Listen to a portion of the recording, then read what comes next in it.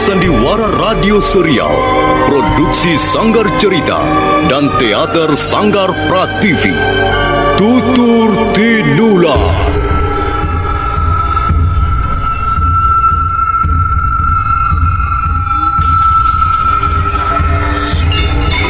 Beri nama pedang ini Naga Puspa. Selamatkan dia. Jangan sampai jatuh ke tangan pendekar berwatak jahat.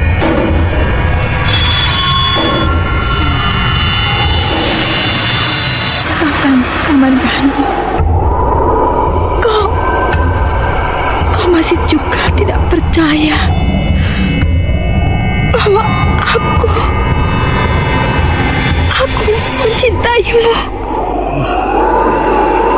Mesin, maafkan aku, Mesin. Mesin.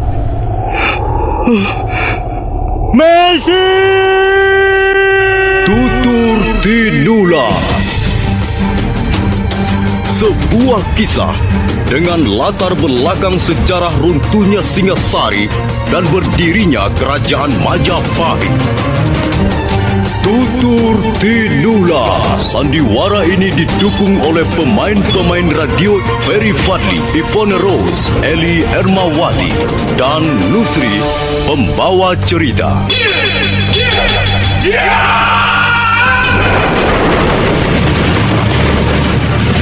Cerita ini ditulis dan disusun oleh S. Tija. Teknik dan montase dikerjakan oleh Rudi Tinangon dan Joko SP. Sutradara EWS Yuwono. Tutur Tinula.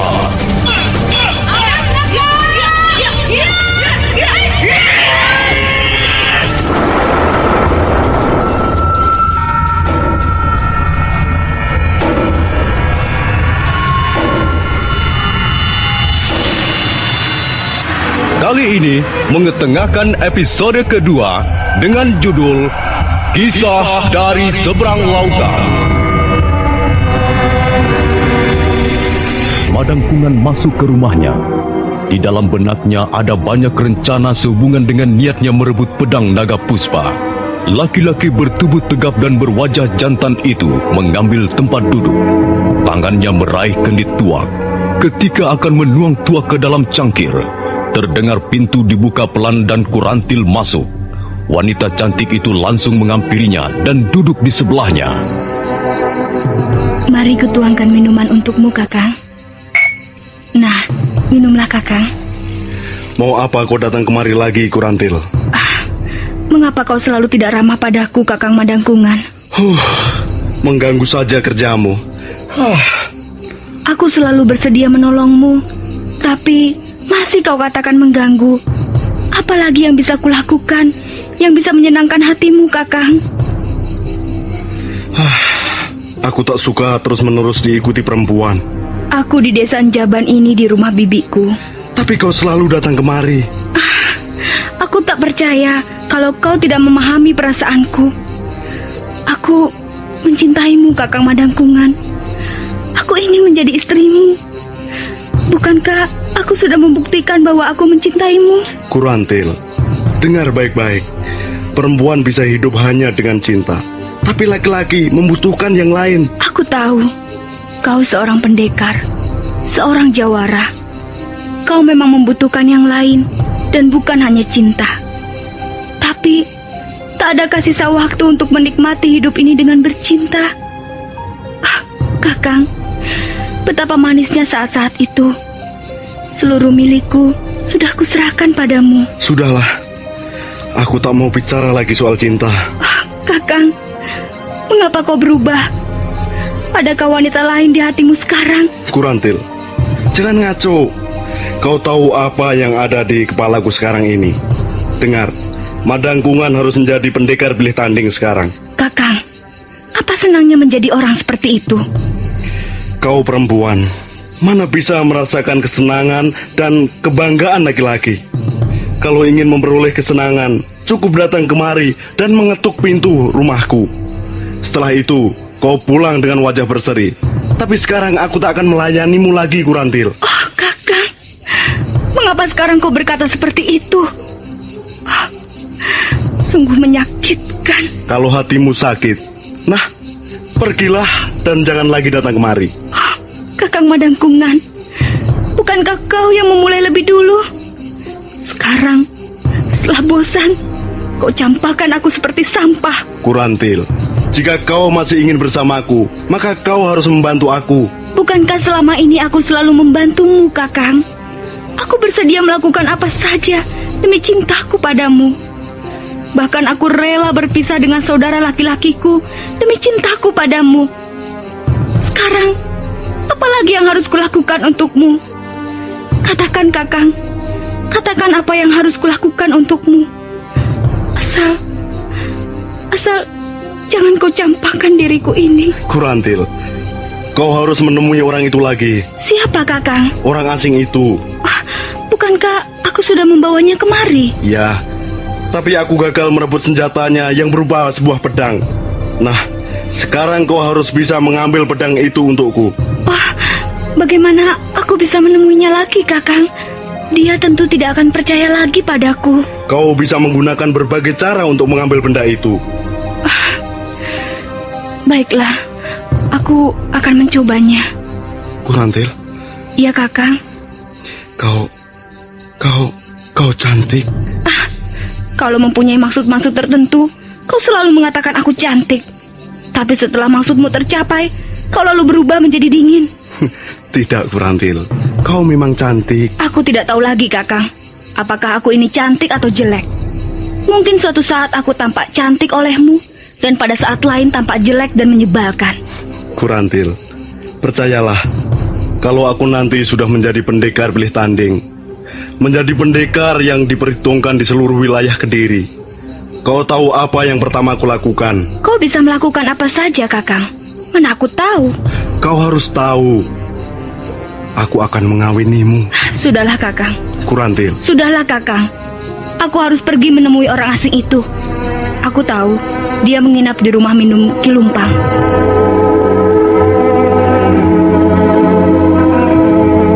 Kau memanggil kami, Kakang Madangkungan?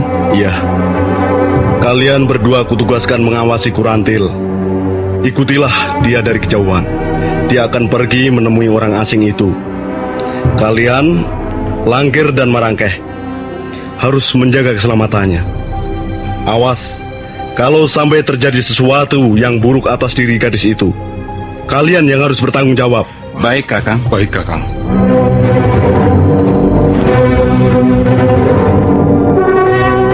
Selamat malam, Kilumpang. Oh, Kurantil. Mau apa kau malam-malam datang kemari? Oh, sayang sekali. Tuak buatan Papa Yaman sudah habis. Biasanya kau datang kemari untuk sekendi tuak kesukaan Madangkungan. Pacarmu itu bukan? Kilumpang bisa saja. Sekarang aku datang ke rumahmu bukan untuk membeli tuak. Oh, lalu kau mau apa? Rumah minum ini sudah akan kututup. Kilumpang, apakah tamu orang asing itu sudah tidur? Loh, mau apa kau menanyakan tamuku? Ya, mungkin dia sudah tidur, atau mungkin juga belum. Sejak tadi dia berada di kamarnya, di belakang sana. Aku ingin menemuinya. Kurantil, jangan. Apa kau sudah gila? Nanti kalau Madangkungan tahu, bisa geger. Kasihan tamuku, Kurantil. Dia pasti akan menjadi korban kemarahan Madangkungan. Itu urusanku, Kilumpang. Aku akan minta maaf pada orang itu. Aku sudah berbuat salah padanya. Kau berbuat salah apa pada orang itu? Kau tak perlu tahu, Kilumpang. Kalau begitu, aku tak akan mengizinkanmu mengganggu orang itu. Kilumpang, kalau kau masih mempunyai rasa takut pada Madangkungan, kau harus membantu aku. Apa? Kalau kau tidak mengizinkan aku menemui orang itu, kau harus mempertanggungjawabkannya di depan Madangkungan. Baiklah Kurantil, baiklah. Kalau kau menemui orang itu atas kemauan Madangkungan, baiklah. Ayo masuklah. Kau tunggu saja di sini. Biar aku sendirian menemui orang asing itu.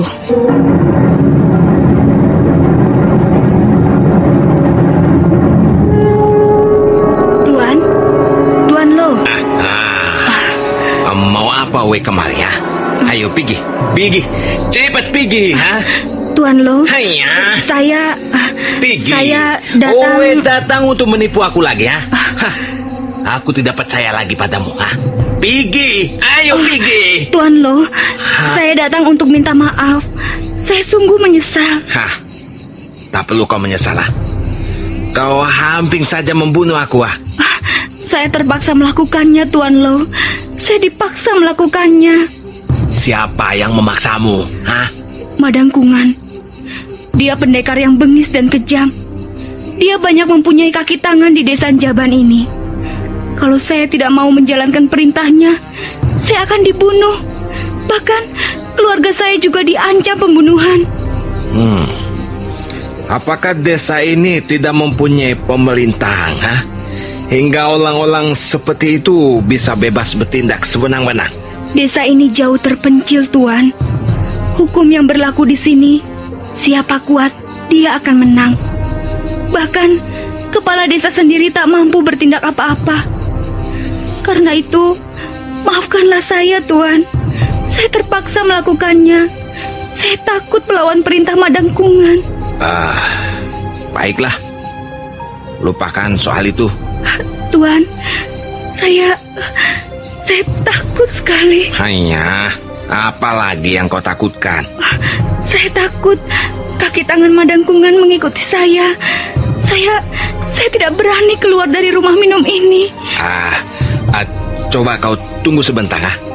Saya akan melihat apakah ada orang yang mengikutimu. Pendekar laut tanpa curiga lagi melangkah keluar, dan kesempatan baik itu dimanfaatkan oleh Kurantil. Buru-buru dia mengeluarkan sesuatu dari lipatan kainnya dan menaburkannya ke cangkir minuman. Tak lama kemudian, pendekar laut sudah kembali lagi.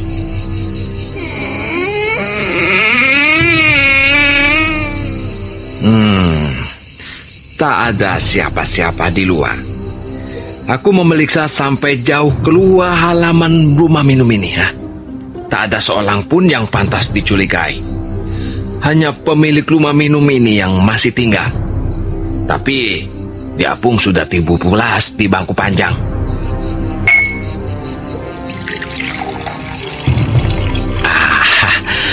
Kau tak perlu merasa khawatir lagi, ya. Terima kasih, Tuan Lo. Kalau malam ini tak ada kejadian apa-apa, besok saya akan meninggalkan desa ini. Saya akan kembali ke rumah orang tua saya di desa Pongging. Jadi kau bukan warga desa ini? Bukan, Tuan. Saya di sini tinggal bersama Bibi untuk sementara. Saya tidak tahu keadaan desa ini begitu rusuh, tidak aman. Dan semuanya gara-gara Madangkungan dan kaki tangannya. Baiklah. Kalau begitu kau boleh istirahat di ruangan ini. Dan Tuan Lo? Aku bisa tidur di mana saja. Jangan merasa tidak enak. Pakailah saja ruangan ini untuk istirahat.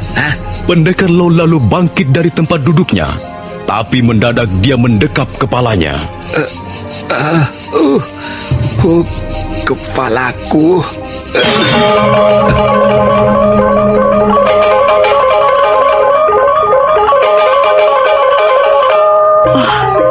Racun tidurku bekerja dengan bagus sekali. Orang ini tak akan mampu bangun sebelum besok pagi. Dia akan tidur pulas seperti orang mati, karena urat sarafnya termakan oleh racun tidurku. Baiklah, aku akan mencabut pedang itu dari pinggangnya dan segera membawanya ke rumah Madangkungan. Kurantil lalu meraba pedang yang terselip di pinggang pendekar Lo, lalu pelan-pelan meloloskannya. Berat sekali pedang ini. Lebih berat dari 2 tandan pisang. Aku harus mengambil jalan pintas ke rumah Kakang Madangkungan. Aku takut ada orang merebut senjata ini.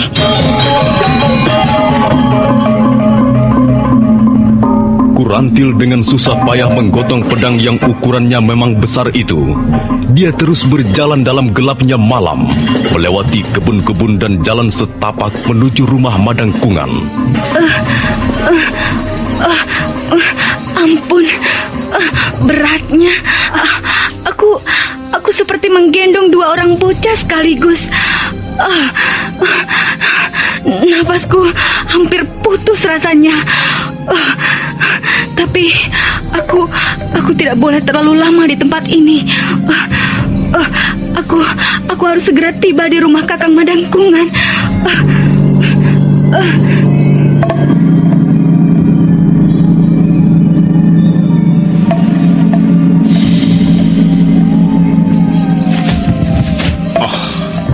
Ada apa, Langkir? Apa yang dibawa Kurantil? Sepertinya benda yang sangat berat. Apalagi kalau bukan pedang ajaib itu. Kalau begitu, dia telah berhasil mendapatkan pedang itu. Wah, aku ingin melihatnya. Langkir, kita hanya disuruh mengikuti dari jauh. Langkir.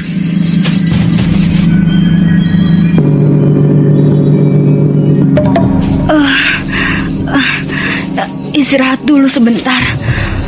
Ampun beratnya. Pedang ini mestinya milik raksasa yang suka makan manusia. Kurantil sampai ngos-ngosan membawa pedang naga puspa ke rumah Madangkungan.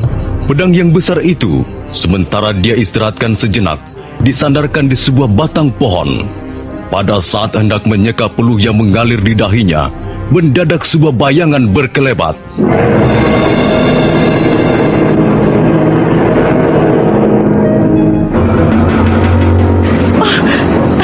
Siapa kau?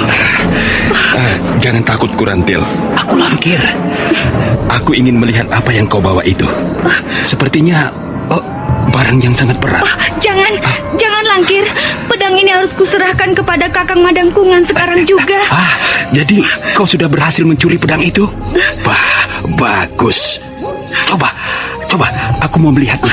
Jangan Langkir. Sebentar saja. Aku hanya mau melihat sebentar saja. Lepaskan. Sebentar. Kau ini pelit sekali. Jangan. Aku hanya ingin melihat sebentar. Tidak.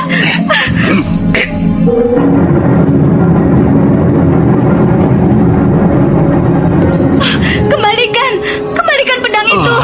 Pedang ini beratnya saja luar biasa. Benar-benar pedang yang hebat. Kembalikan.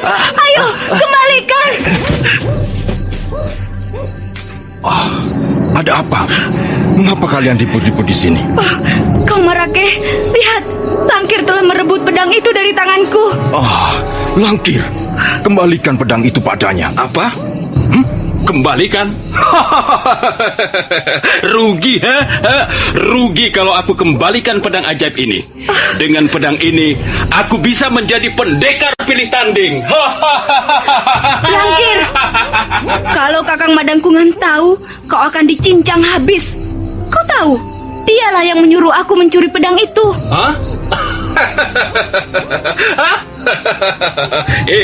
Dia yang menyuruh, kau yang mencuri, dan aku yang sekarang memilikinya. Kau memang manusia busuk. Cukup, Marake, cukup.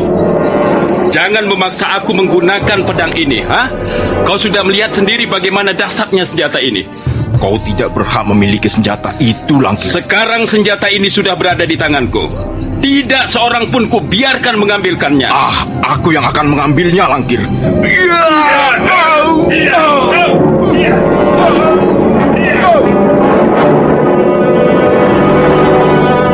Marake terus menyerang Langkir. Langkir berusaha menangkis serangan Marake sambil terus berusaha melindungi pedang di tangannya. Karena Marake terus menyerang bertubi-tubi dan terus menerus, Langkir menjadi kesal juga. Marake, kau iri ya? Kau iri padaku. Kau selalu iri padaku. Karena itu, kau akan merasakan akibatnya.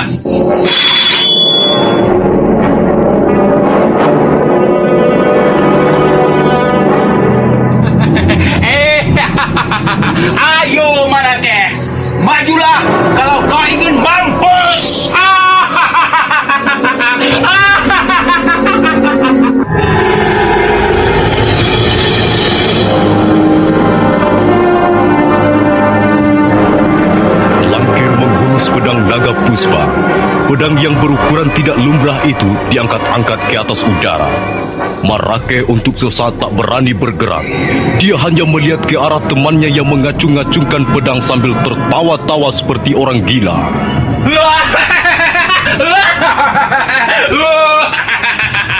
Ayo, siapa yang berani melawan aku sekarang? Ayo, Marake, ambillah pedang ini dari tanganku kalau kau berani. Langkir.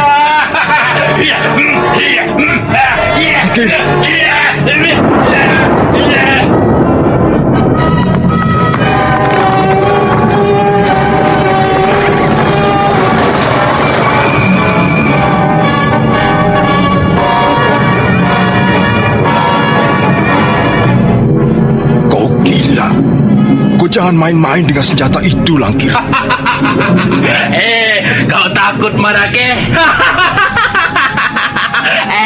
Kau takut padaku, bukan? Langkir. Tawamu itu. Tawamu seperti bukan tawamu yang aku kenal, Langkir. Kau kesurupan. Kau seperti orang yang kesetanan. Langkir. Hentikan permainan ini. Hentikan. Aku temanmu sendiri. Aku Marake. Apa kau tak mengenaliku lagi, Langkir? Tentu saja aku mengenalimu, Marake.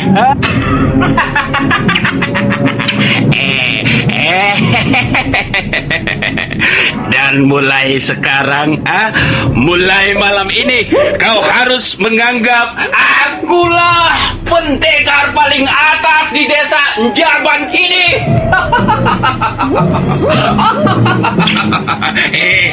Aku jauh lebih unggul dari Madangkungan. Tidak bisa begitu, Langkir. Bagaimanapun Kakang Madangkungan adalah pimpinan kita. Tidak. Akulah pimpinan pendekar Njaban, bukan lagi Madangkungan. Kalau ada orang yang berani melawan aku, dia akan kubinasakan. Langkir terus mengamuk dengan membabatkan pedang naga puspa ke kiri atau ke kanan. Sekali waktu pedang itu menebas pohon atau batu padas hingga roboh dan hancur. Tapi mendadak Langkir berhenti. Marake dapat melihat wajah temannya itu menegang dan matanya melotot dengan hebat sekali. Tubuhnya menggigil seperti kedinginan. Kemudian tubuh yang menggigil itu bergetar. Tangan Langkir mengejat-ngejat dan terayun-ayun ke atas. Langkir. Langkir. Kakang Madangkungan. Kakang.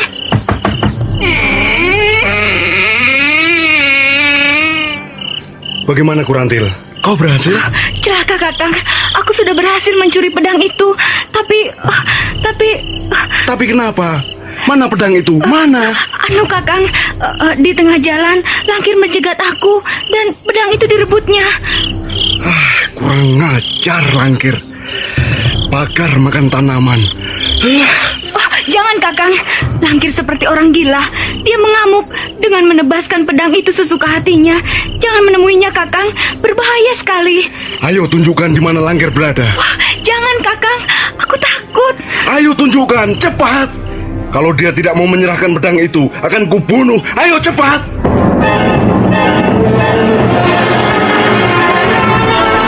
Sebenarnya Kurantil tak mau menunjukkan di mana Langkir telah merebut pedang naga puspa. Dia takut sekali melihat Langkir yang mengamuk bagaikan orang kemasukan iblis. Tapi Madangkungan terus saja menyeretnya. Mana dia? Akan kupuntir leher anak itu. Tadi di sini, Kakang. Lihat saja bekasnya. Pohon dan batu-batu pada hancur. Aku ngeri melihatnya, Kakang.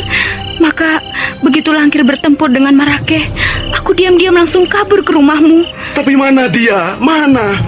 Kakang. Kakang Madangkungan. Oh, celaka, Kakang. Celaka. Marake, mana Langkir? Di sana. Ayo ikut aku, Kakang.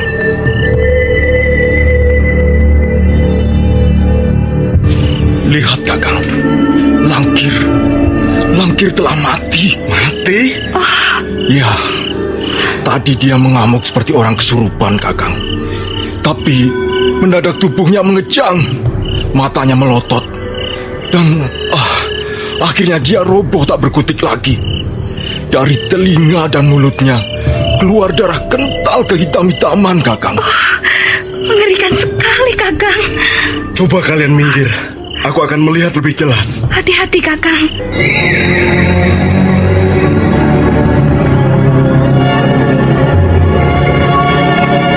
Madangkungan pelan-pelan mendekati mayat Langkir yang terlentang di atas rumput. Memang benar, mulutnya mengeluarkan darah kental kehitam-hitaman, juga telinganya.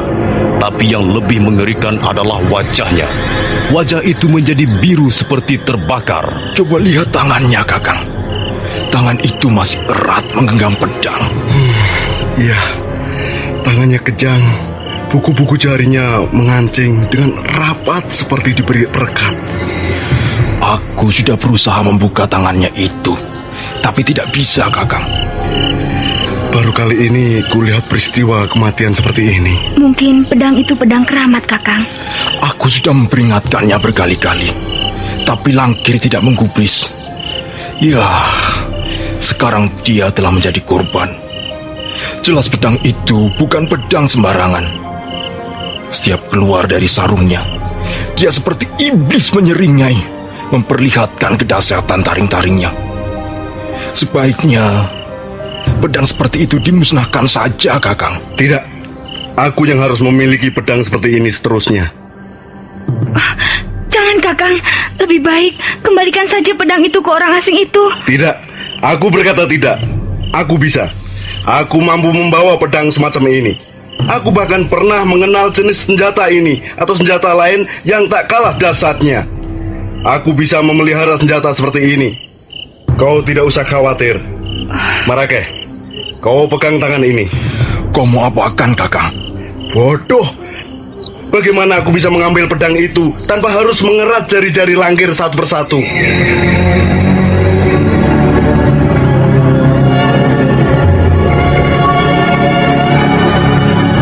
Madangkungan mengeluarkan sebilah pisau kecil. Kemudian dia mulai memotong jari-jari tangan Langkir yang sudah kaku seperti akar kayu. Baru setelah jari-jari Langkir terputus seluruhnya, pedang naga puspa bisa diangkat.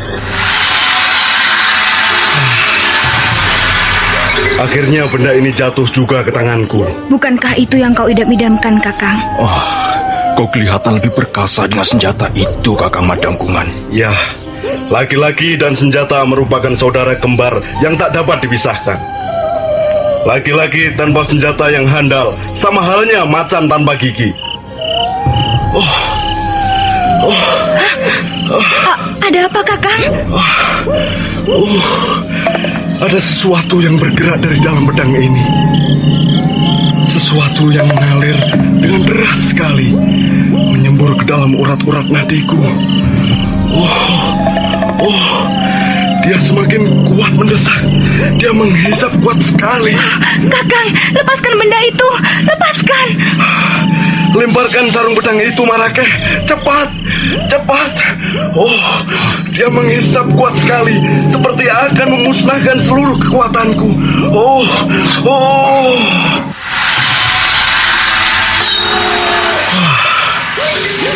Senjata ini benar-benar luar biasa.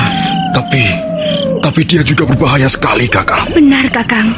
Lebih baik kau tidak usah memilikinya. Kembalikan saja pada orang asing itu. Tidak, dia akan menjadi milikku selamanya. Tapi aku tidak ingin melihat kau seperti Langkir. Aku Madangkungan, bukan Langkir. Aku hanya belum biasa memegang pedang ini. Kalau sudah biasa, tak akan ada masalah lagi. Kalau orang asing itu bisa membawanya ke sana kemari, mengapa aku tidak? Sudahlah, ayo kita tinggalkan tempat ini. Kau, Marakeh, Ya. bawa beberapa orang temanmu dan ajak mereka mengubur mayat Langkir. Baik, Kakang.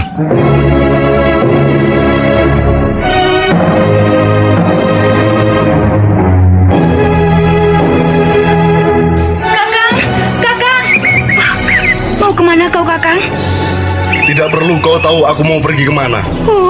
Sekarang kau begitu. Setelah kau dapatkan pedang itu, kau mulai dingin padaku. Pasti sekarang ini aku tampak jelek di matamu, bukan? Jelek dan menyebalkan. Soalnya kau selalu ingin tahu urusanku. Mengapa aku tidak boleh tahu? Ini urusan laki-laki, persoalan antara laki-laki dengan laki-laki. Kau jangan turut campur. Kakang, tidak biasanya kau pergi dengan kuda. Kau mau kemana sebenarnya? Ke Pongging, Ke Pongging? Mau apa kau ke sana? menemui seseorang. Siapa? Aku harus membereskan urusanku dengan orang itu. Urusan apa? Dan siapa orang yang akan kau temui itu? Kurantil, ini adalah persoalan dendam lama. Kuperingatkan agar kau jangan ikut campur. Tidak. Aku harus tahu siapa orang itu. Siapa yang akan kau temui di Pongging? Kau jangan mendesakku. Aku harus tahu. Kau harus mengatakannya padaku. Baiklah, akan kukatakan siapa orang itu. Aku ke Pongging untuk menemui kakakmu.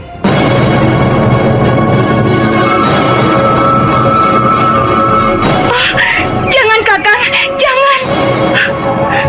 Pakling harus mati di tanganku. Dengan pedang ini, aku pasti akan dapat membinasakannya.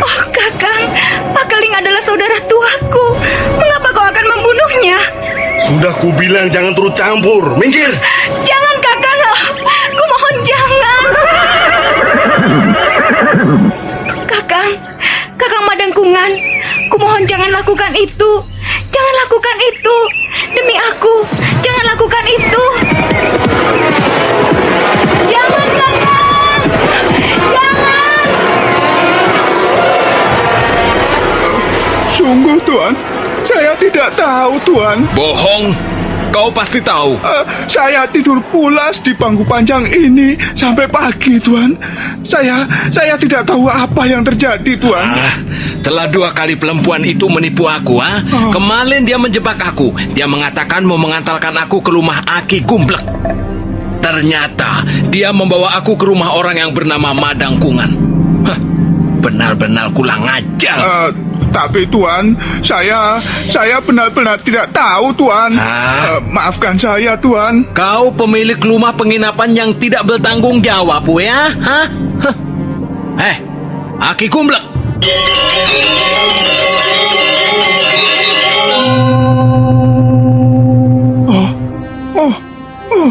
Kemana dia pergi? Cepat sekali dia menghilang. Setelah menyebut Aki Gumblek, terus lenyap begitu saja. Ada urusan apa lagi dia dengan ahli obat itu?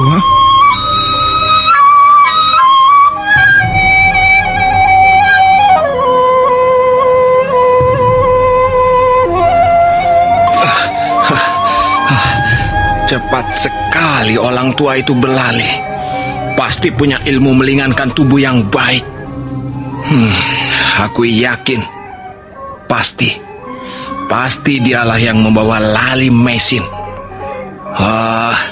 Macam-macam saja pengalamanku di negeri ini. Istriku hilang, dan sekarang pedangku diculik orang. Itu dia. Aku melihat bayangannya melintas di balik pohon-pohon liar itu. Iya.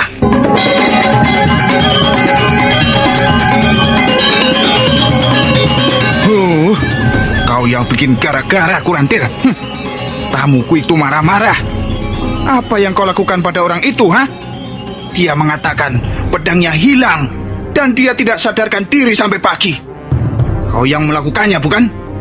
Kau yang mencuri senjata orang itu, bukan? Iya, Ki Lumpang. Memang aku yang melakukannya. Nah, sekarang kau mau apa lagi datang kemari? Mau mencuri uangnya? Ki Lumpang, tolonglah aku. Aku harus menemui orang itu. Penting sekali. Semalam kau juga merengek-rengek begitu.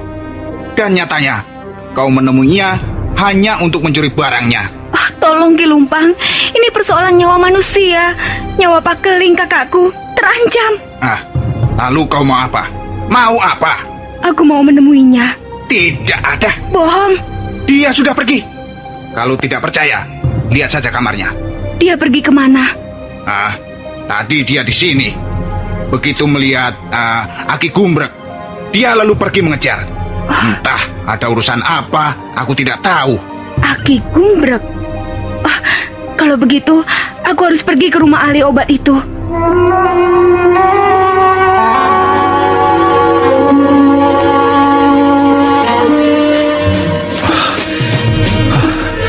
Kurang ajar. Orang tua itu mengajak main kucing-kucingan rupanya. Dia hilang lagi. Cepat sekali dia menghilang. Itu dia. Sekarang kau tidak bakal aku lepaskan. Kau pasti kutangkap.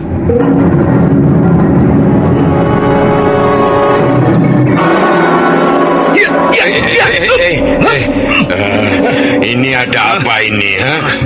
Tunggu. Kau yang bernama Aki Gumbrek, bukan? Iya, benar.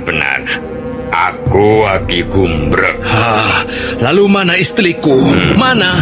Kau telah menculik istriku, ha? Awas, we, ha? Aku bisa berbuat kejam sekali jika kau mempermainkan aku. Ngerti? Ayo katakan, mana istriku? Mana? Ya, aduh. Tapi ini lepaskan dulu tanganku. Pulang aja kau. Akan kupatahkan tangan-tanganmu kalau kau berani menyakiti istriku, tahu? Tenang dulu, tenang. Sabar. Tenang. Kalau kau ingin mengambil istrimu, mari ikut aku.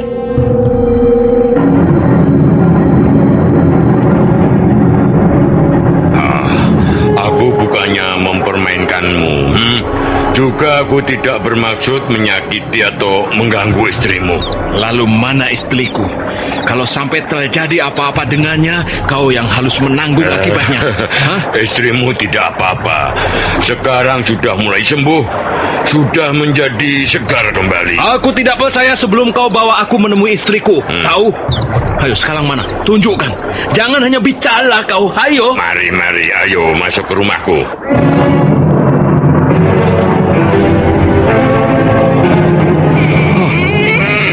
Kenapa kosong? Mana istriku? Oh, iya. Mana dia? Mana? Oh, biasanya dia duduk di bangku bambu ini. Tapi, kok sekarang tidak ada? Oh, bagaimana ini? Hei, Aki Gumbrek, kau jangan mempermainkan aku, ha? Kau kurang ajar. Iya, tunggu. Aduh, Tidak bisa. Jangan pukul aku. Tunggu.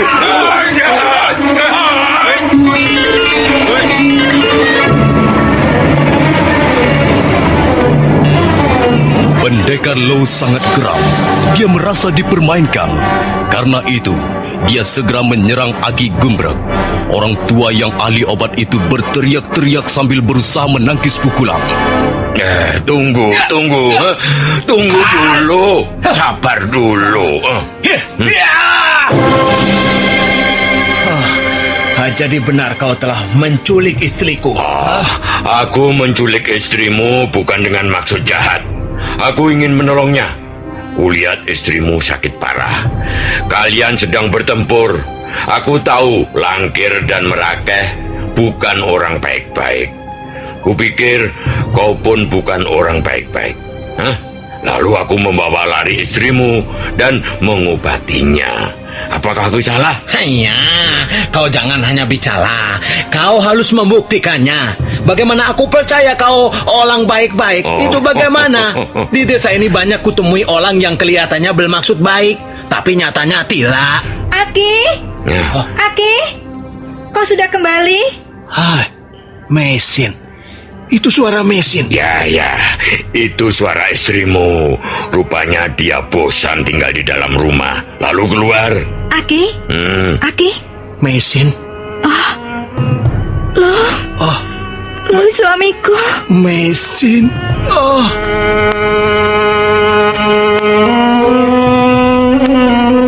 Kukira kita sudah tidak bisa bertemu lagi, loh. Istrimu itu wanita yang pantas dikasihi karena kesetiaannya. Dia selalu menanyakan kau. Aku bilang, sabar.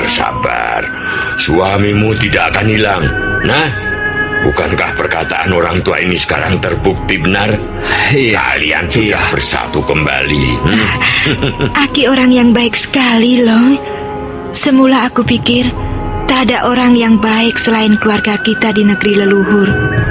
Tapi ternyata di negeri ini pun ada juga orang yang berhati emas. Aki inilah contohnya. Kau jangan terlalu memuji. Apa yang kulakukan ini biasa-biasa saja. Semua orang di negeri manapun mengenal peradaban. Sudah jamak menolong sesamanya. Aki, aku ingin minta maaf, Aki. Aku telah mempunyai penilaian yang salah mengenai Aki. Sudahlah, lupakan soal itu. Yang penting suami istri bisa berkumpul lagi.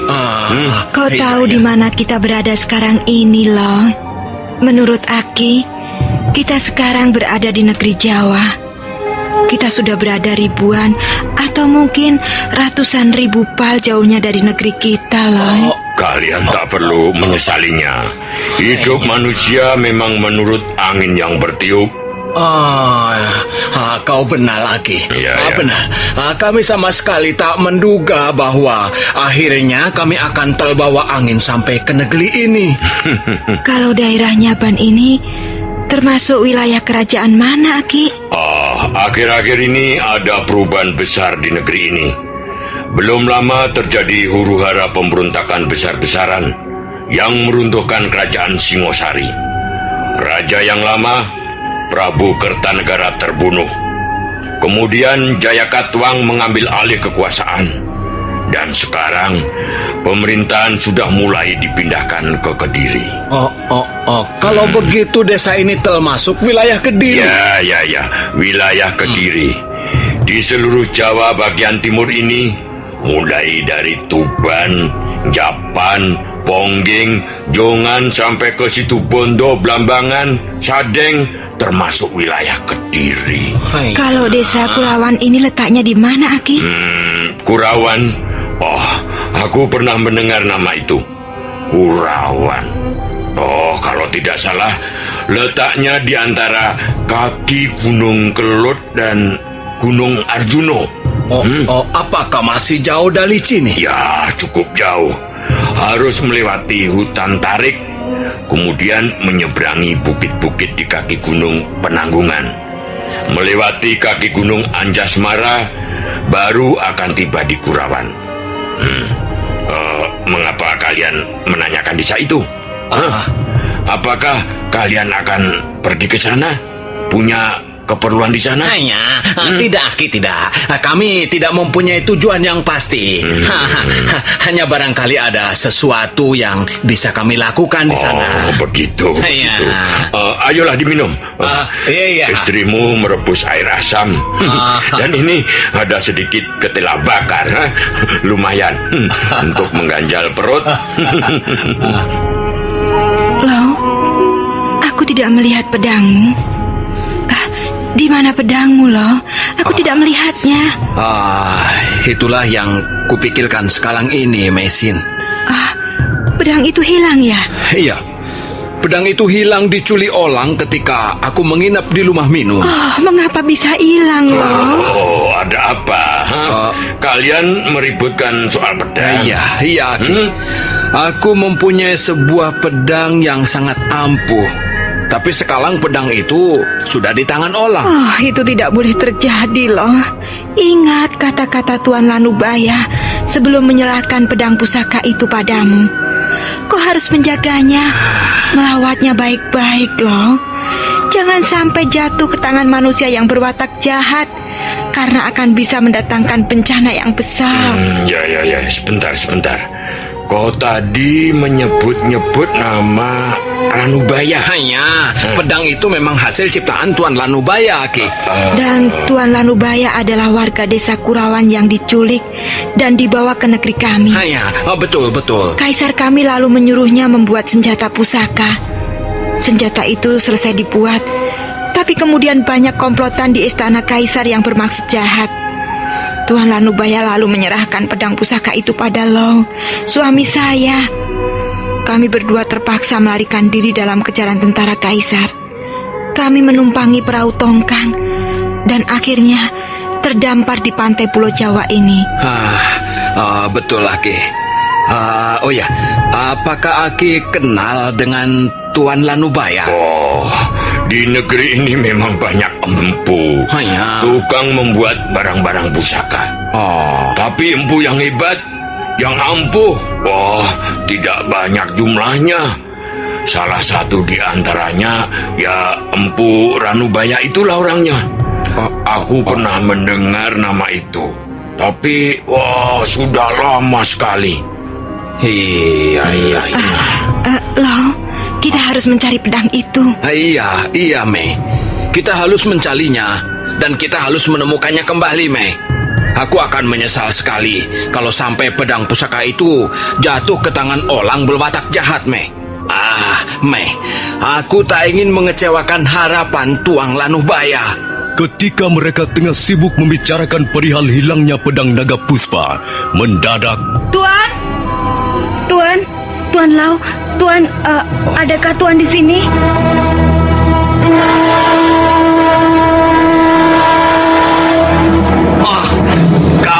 Kau penipu, pencuri kau, pencuri penipu. Ampun Tuan, ampun. Saya mengaku bersalah. Kau halus dihajar. Jangan, Lo, jangan. Wanita inilah yang menipu aku, Mei. Dia menaburkan racun tidur lalu mencuri pedang itu. Benarkah demikian? Kau mencuri pedang itu? Iya, benar. Saya telah mencurinya. Sekarang mana? Mana itu pedang? Ayo kembalikan. Ayo cepat. Sabar, Lo, sabar. Ampun Tuan, pedang itu tidak ada lagi pada saya. Pedang itu telah diambil Madangkungan. Celaka. Ini semua gala-gala kau. Coba sebentar. Aku kenal dia. Dua-duanya aku kenal dengan baik. Kurantil. Iya, Aki. Kau katakan pedang itu diambil Madangkungan. Iya. Nah, sekarang kau harus mengambilnya kembali. Pedang itu milik Tuan Lo. Pedang itu telah dibawa ke Pongging, Aki. Madangkungan mau membalas dendam pada Kakang Pakeling dengan menggunakan pedang itu. Ya, kalau begitu bisa terjadi pertumpahan darah. Apa kau tahu di mana rumah Pakeling? Iya. Kau bisa menunjukkan jalannya? Bisa, Tuan. Bagus. Maaf, Aki. Kami harus mengambil kembali pedang itu.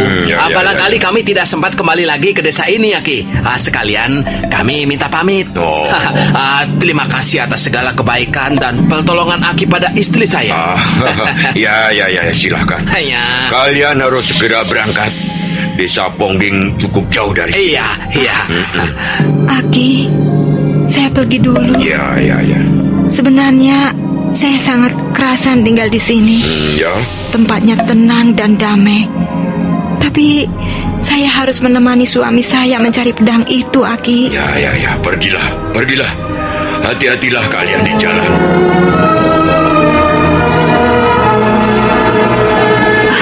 Kita harus menyeberangi kali berantas ini, Tuan. Apakah setelah itu desa Pongging sudah dekat, Iya, tidak terlalu jauh lagi. Apakah Madangkungan kira-kira sudah lebih dulu di Pongging? Entahlah, mungkin sudah, mungkin belum. Kau ini aneh sekali, Kurantil. Kau curi pedang itu. Kau curi untuk kau berikan kekasihmu. Sekarang kau kebingungan lagi. Entahlah, mengapa saya seperti orang kebingungan. Saya sangat mencintai Madangkungan, tapi nampaknya dia tidak memperdulikan perasaan saya. Sudahlah. Tidak usah menangis. Kita jangan sampai terlambat. Ayo, kita seberangi sungai ini.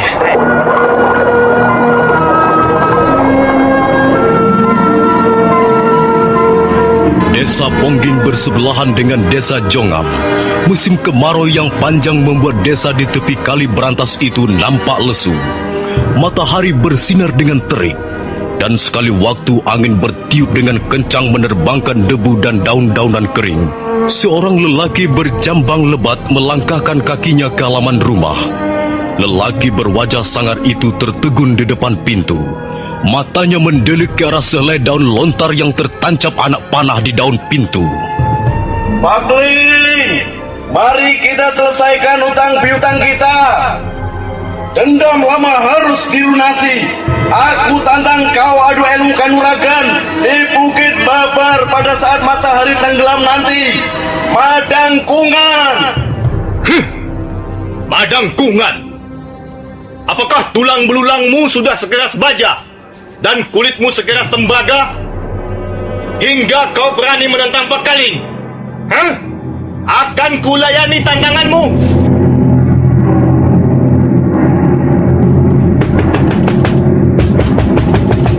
Siapa? Jangan keras-keras mengetok pintunya. Nanti rusak pintu rumahku. Siapa kau? Mengapa kau rusakkan pintu rumahku? Kau yang bernama Nyai Gelung. Ya benar. Saya Nyai Gelung. Kau pesinden desa Pongging yang terkenal, cantik dan bersuara merdu itu. Rupanya benar juga anggapan orang. Kau memang cantik. Pantas Pakaling tergila-gila padamu. Kau siapa? Dan apa maksudmu datang kemari? Aku Madangkungan. Madangkungan.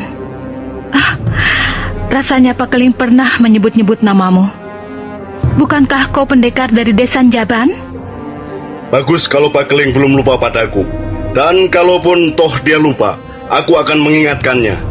Kau belum mengatakan apa maksudmu datang kemari dan marah-marah di rumahku, Madangkungan. Aku hanya akan nitip pesan padamu. Pesan yang harus kau sampaikan pada Pakaling. Pesan apa? Dengar. Kau lepaskan rambutku. Sakit. Katakan pada kekasihmu itu, dia jangan boleh kabur. Aku menunggunya di Bukit Babar pada saat matahari tenggelam nanti. Katakan pada Pakaling, kalau sampai dia tidak datang nanti ke Bukit Babar, akan kubakar rumahnya.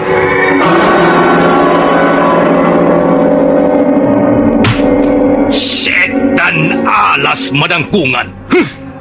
Tapi kau harus hati-hati, Kakang.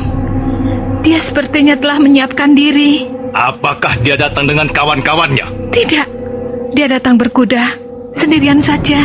Orang itu ingin mati rupanya. Biar dia berguru pada para dewa, dia tak akan bisa mengalahkan aku. Belum ada ceritanya pendekar Jaban menang berlaga dengan Pakaling. 10 orang seperti Madangkungan, aku masih belum gentar. Karena itu sangat mengherankan. Mengapa dia berani menantang aku? Dia punya apa? Ilmu apa yang akan digunakan untuk menghadapi aku? Mungkin dia punya sesuatu yang bisa diandalkan, Kakang. Kita lihat saja nanti. Pakaling atau Madangkungan yang akan memuntahkan darah.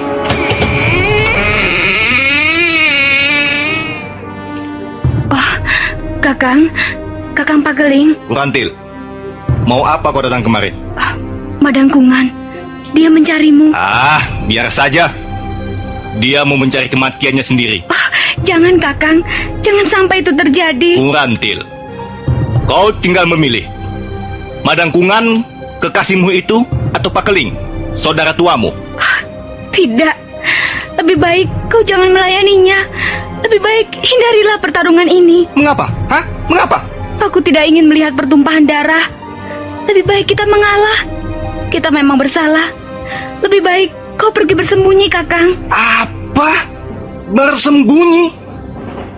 Bersembunyi dan semua orang akan mengolok-olok aku. Rantil, kau jangan ikut campur urusan ini. Memang sayang. Sayang sekali karena aku harus membunuh laki-laki yang kau sukai.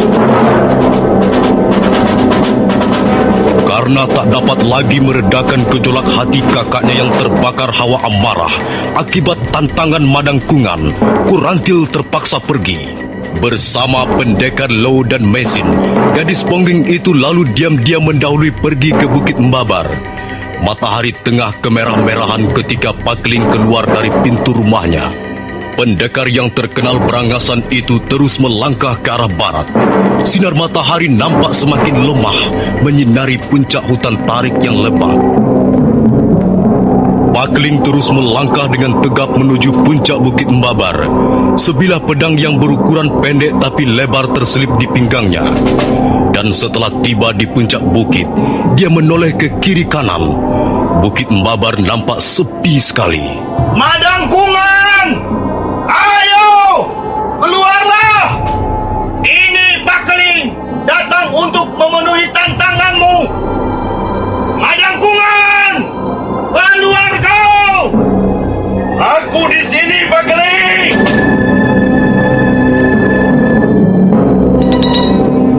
Bagus.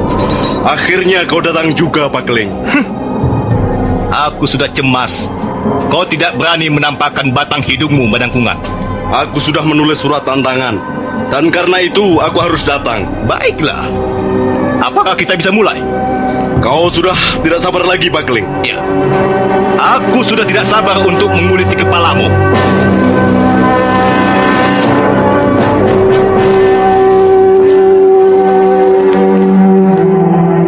Madangkungan dan Pakling berdiri berhadapan. Dua laki-laki itu sudah siap untuk bertarung. Sementara itu, suasana sekeliling Bukit Embabar sunyi dan lengang. Apa kau sudah siap, Madangkungan? Agaknya kau sudah tidak sabar lagi, Pakling. Tapi sebelum kita berlaga, ada baiknya kita mengenang suatu peristiwa masa lalu. 5 tahun yang lalu, ayahku telah terbunuh ketika sedang merawat tanaman di Tegalan. Ayahmu orang yang serakah. Sudah sepantasnya dia terbunuh. Aku tidak mau tahu urusan pribadi antara ayahku dan ayahmu. Tapi suatu kenyataan bahwa ayahmu telah menghilangkan nyawa ayahku. Dan hutang nyawa ini mesti dibayar lunas.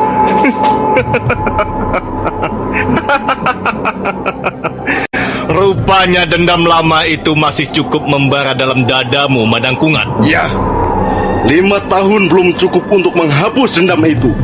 Bahkan 10 tahun atau 20 tahun pun rasanya belum cukup. Kecuali dendam itu harus dipuaskan sekarang. Hutang itu harus kau lunasi sekarang ini. Madangkungan, aku tahu kau sudah mempersiapkan diri dengan baik. Mungkin selama 5 tahun ini kau sudah merencanakan untuk membuat peristiwa berdarah yang baru. Baik, baik. Aku tidak akan melarikan diri dari tanggung jawabku.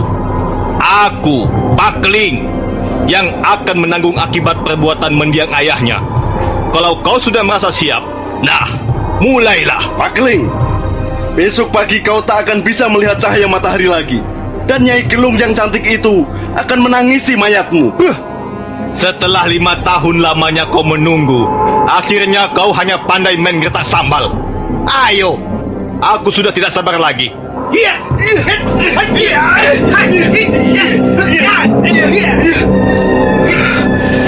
Dan setelah 5 tahun ternyata kau tidak memperoleh kemajuan apa-apa, Pakling. Kau hanya mengandalkan suaramu yang besar dan lagamu yang sok jago. Berdebah.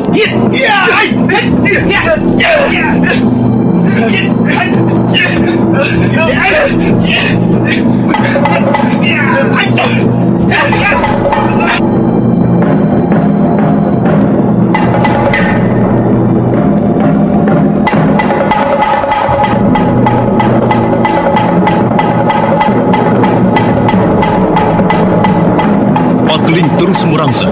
Pukulan dan tendangan silih berganti dilancarkan untuk merobohkan lawannya. Tapi Madangkungan terus saja tidak mau tinggal diam. Sambil berkelit menghindar, dia pun balas memukul ataupun mengirimkan tendangan. Sementara itu, dari balik gundukan tanah yang terlindung daun-daun semak, beberapa pasang mata nampak memperhatikan jalannya pertarungan tersebut. Oh, aku harus melarikan mereka. Jangan. Berbahaya kalau kau ikut campur. Owe bisa menjadi korban. Tapi aku tak bisa tinggal diam, Tuan Lo. Pakling adalah kakakku dan Madangkungan adalah... Mengapa mereka harus berkelahi? Madangkungan ingin membalas dendam kematian ayahnya. Tapi peristiwa itu sudah cukup lama. Mengapa orang tak bisa menghapus dendam dalam hatinya? Mengapa harus selalu membalas? Kapan hal itu bisa berakhir kalau tak ada yang mau mengalah? Madangkungan dan kakakmu mempunyai kemiripan watak. Iya, benar. Dua-duanya berwatak kasar dan berangasan.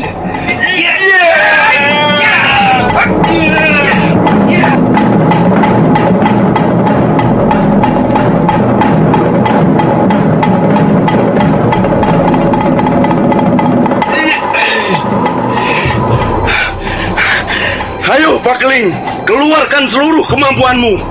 Jangan sungkan-sungkan dan tanggung-tanggung. Jangan memalukan nama Ponggeng, desa kelahiranmu. Berdebah! Setan belang, setan alas, kau besar mulut Madangkungan. Jangan panggil Pakling kalau aku tak bisa merobohkanmu dalam 2-3 jurus ini. Jangan, Kakang! Jangan!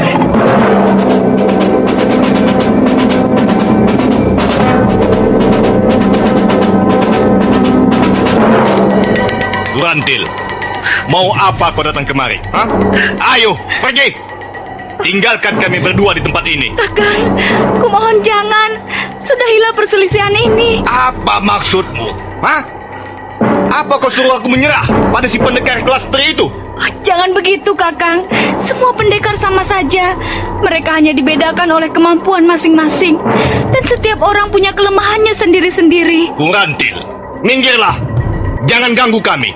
Apakah setiap masalah harus diselesaikan dengan pertikaian ujung pedang? Tak bisakah kalian mengendalikan diri? Kurantil, kami adalah laki-laki. Biarkanlah kami menyelesaikan masalah ini secara laki-laki. Kau perempuan, tidak sepatutnya kau ikut campur. Pergilah. Aku tak ingin darah tumpah di antara kita.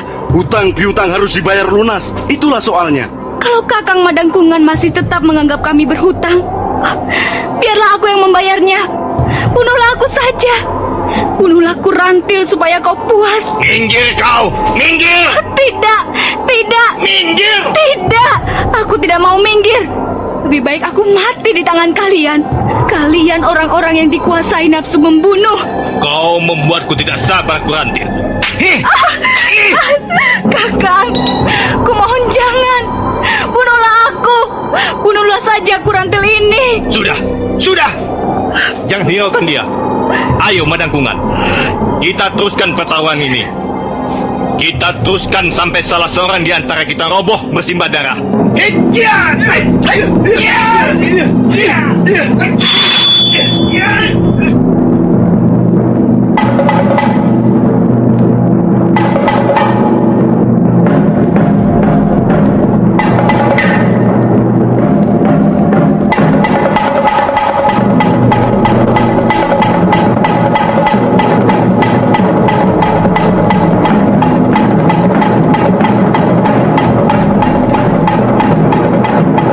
Dengan pedang pendeknya yang lebar dan tebal seperti pisau pemotong tulang, Pakling terus memburu Madangkungan. Pakling memang sangat ahli memainkan senjata itu dengan jurus-jurus pedang pendek warisan ayahnya. Untuk sesaat lamanya, Madangkungan hanya mampu bertahan dengan berkelit, menepis atau menghindari sambaran pedang. Tapi pendekar Desan Jaban itu lalu berpikir bahwa akan berbahaya bagi keselamatan nyawanya kalau dia harus terus bertempur dengan cara seperti itu. Pada saat melompat ke samping, dia sedikit kurang cepat berkelit. Sebuah sambaran pedang yang tidak begitu keras menggores lengan kirinya.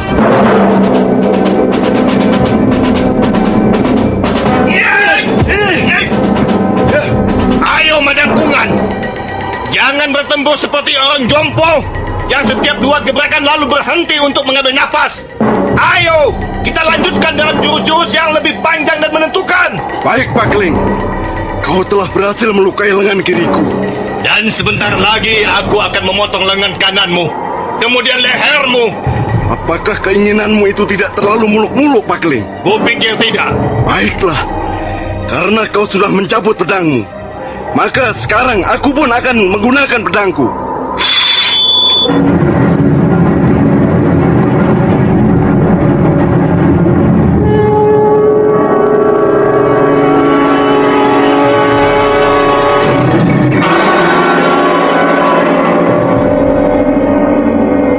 Sambil menyeringai dingin, Madangkungan pelan-pelan mencabut pedang naga puspa. Pakling mundur selangkah sambil ternganga begitu melihat apa yang ada dalam genggaman lawannya. Madangkungan berdiri tegak sambil menatap tajam. Cahaya merah yang keluar dari gagang pedang di tangan Madangkungan membuat suatu tontonan yang aneh, sekaligus menyeramkan di atas puncak Bukit Mbabar. Oh, senjata apa yang dibawa Madangkungan itu? Apakah dia sudah bersahabat dengan iblis hingga memperoleh senjata seperti itu?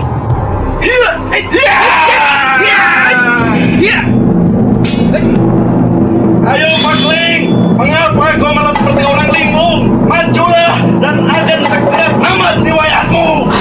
Loh, kau harus mencegahnya, loh. Itu berbahaya sekali. Aku bisa mati konyol. Lalu bagaimana?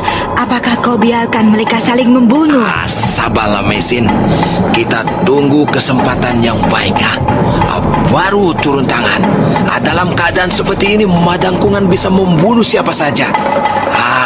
Mudah-mudahan saja Pakling tidak gugup dan mampu melayaninya dalam beberapa jurus. Kau ternyata pengecut busuk, Pakling. Ayo, mana jiwa pendekarmu? Mana itu Pakling si jawara dari desa Ponggeng?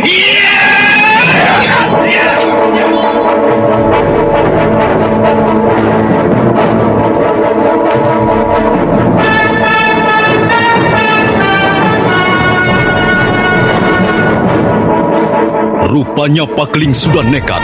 Dia tak tahan mendengar hinaan Madangkungan yang terlalu kasar. Karena itu dia terus menyerbu dengan gencar.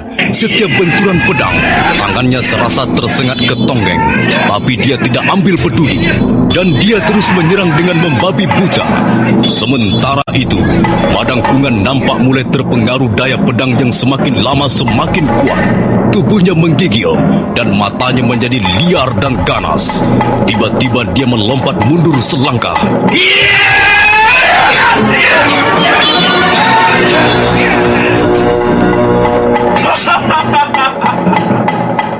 Kau pasti mampus sekarang ini, Pakling. Kau pasti mampus.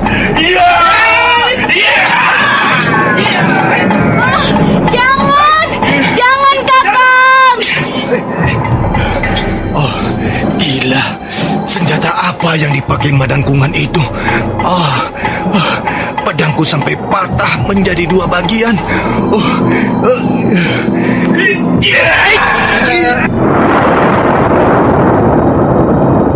Jangan kabur kau, Pakling.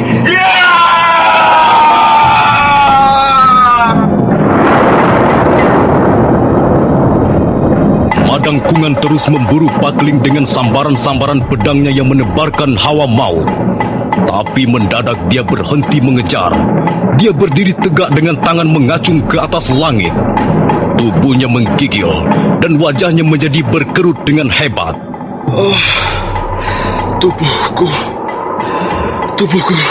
seperti terhisap oleh kekuatan gaib.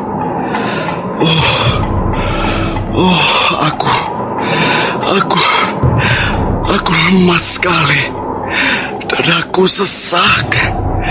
Dadaku seperti mau meledak.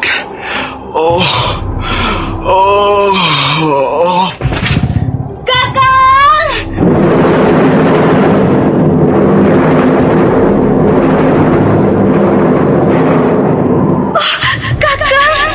Kakang! Kurantil, ada apa dengan laki-laki kesukaanmu itu? Mengapa dia tiba-tiba jatuh terduduk begitu? Kaki, tangan dan tubuhnya mengejang. Iya, ada darah menetes dari hidung dan telinganya. Ada apa dia sebenarnya? Tuan Lau bisa menolong dia. Saya takut dia mengalami nasib seperti Langkir. Siapa mereka ini, Kurantil? Dia adalah Tuan Lau dan Mesin istrinya. Pedang ini adalah milik Tuan Lau. Aku telah mencurinya dan memberikannya pada Madangkungan. Aku menyesal sekali. Aku tidak menyangka akan seperti ini kejadiannya. Dia masih beruntung. Lukanya tidak sepalah Langke yang membawa kematiannya. Kalau dia nekat bertumpu sampai 5 atau 6 juyus lagi, dia baru akan mengalami nasib seperti Langke. Apakah dia masih bisa sembuh, Tuan? Bisa. Coba kau minggir ya. Minggir. Aku akan menotok punggungnya untuk mengendolkan jali-jalinya. Iya, aneh sekali. Jari-jarinya mencengkram gagang pedang seperti tak mau dilepaskan lagi.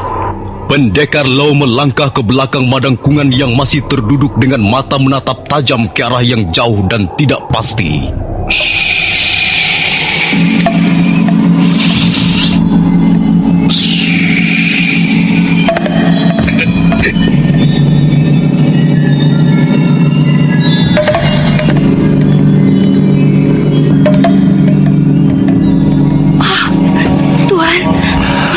Mengapa dia?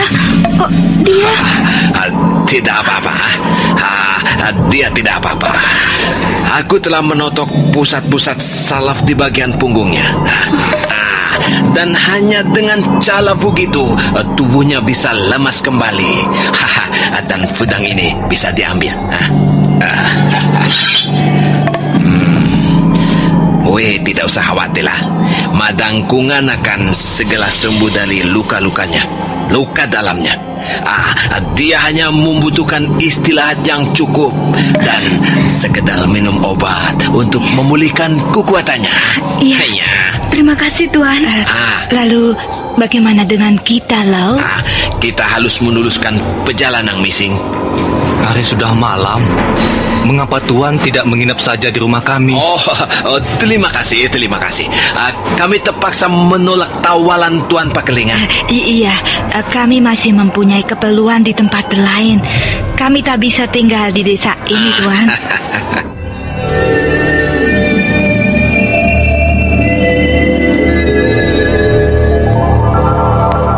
Maka setelah dirasa cukup, pendekar Lau dan istrinya segera melangkah menuruni Bukit Mbabar. Bayangan mereka segera lenyap di balik gundukan-gundukan batu yang di sela-selanya banyak ditumbuhi semak-semak belukar.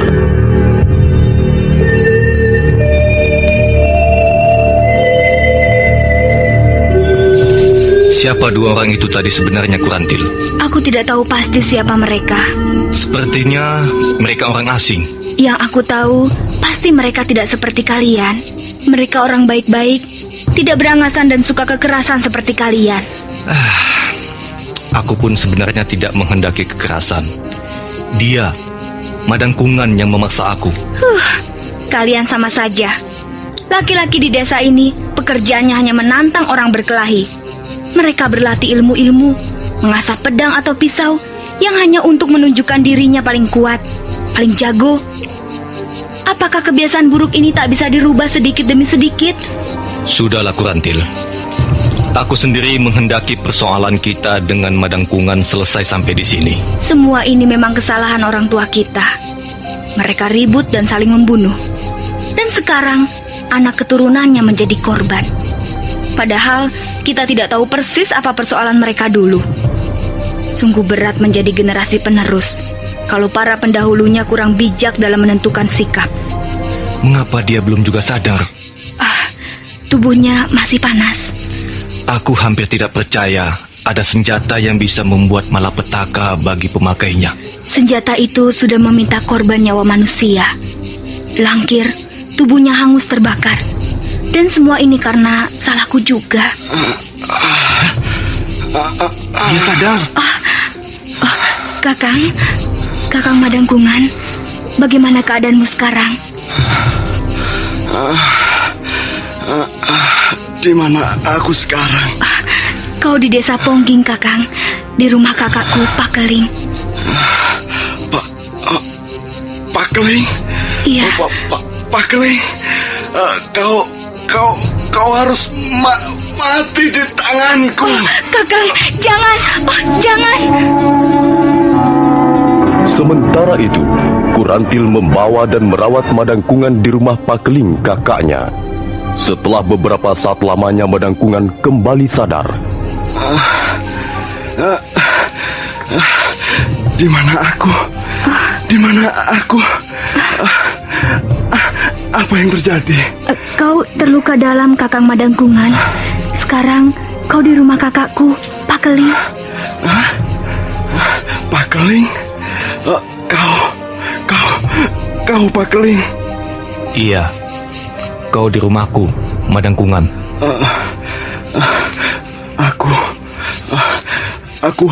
Aku harus membunuhmu, Pakling. Jangan Kakang, jangan. Sudahilah pertikaian tak berguna ini. Aku harus membunuhnya. Aku merasa berdosa kalau tidak bisa membalas dendam ayahku. Kakang, apa yang sudah terjadi, biarlah berlalu bersama dengan waktu. Tak ada manfaatnya memelihara dendam sekian lama. Dendam tak akan membuat seorang pendekar menjadi dewasa. Omong kosong. Bagaimanapun aku harus melampiaskan dendamku. Ayo Pakling, pertarungan belum selesai. Ayo kita teruskan lagi. Kakang, kau sedang terluka dalam. Kau harus beristirahat dan bukannya malah bernafsu untuk berkelahi. Kurantil, aku memang terluka dalam, tapi bukan berarti aku menyerah. Kakang, Diam kau. Sudah kubilang jangan ikut campur urusan laki-laki. Ayo Pakling, ayo keluar ke halaman. Tempat ini terlalu sempit untuk menyambung nyawa. Madangkungan, kau terluka. Mengapa kau tidak berusaha untuk menyembuhkan luka-lukamu lebih dulu? Tidak perlu. Jangan mengira kau telah memenangkan pertarungan, Pakling. Aku terluka bukan oleh senjatamu. Aku juga tidak mengakui telah memenangkan pertarungan denganmu.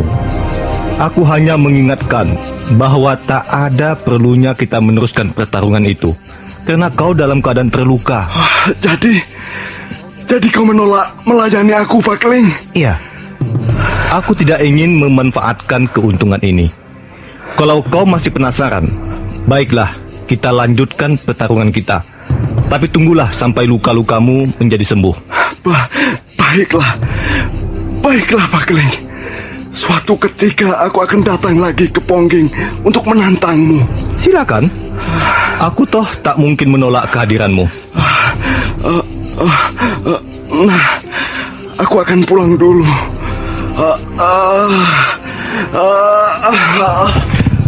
Kakang.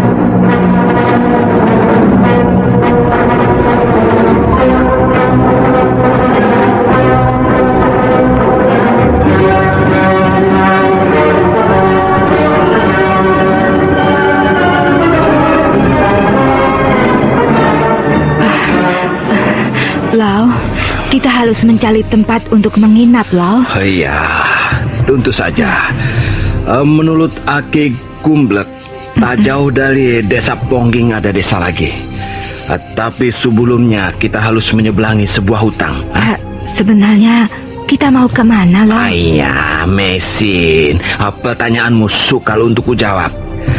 Paling tidak untuk saat sekarang ini, Mesin. Kita sedang berjalan. Kita meninggalkan negeri leluhur dan sekarang berada di negeri orang. Kau tidak usah cemas karena tidak tahu tujuan perjalanan kita, Mesin. Yang penting kita mencari keselamatan. Kita menjadi orang asing di negeri ini. Makin jauh masuk ke daerah pedalaman, semakin terasa bahwa kita orang asing. Ya, kita akan banyak menemui kesulitan karena warna kulit dan wajah kita yang menyolok.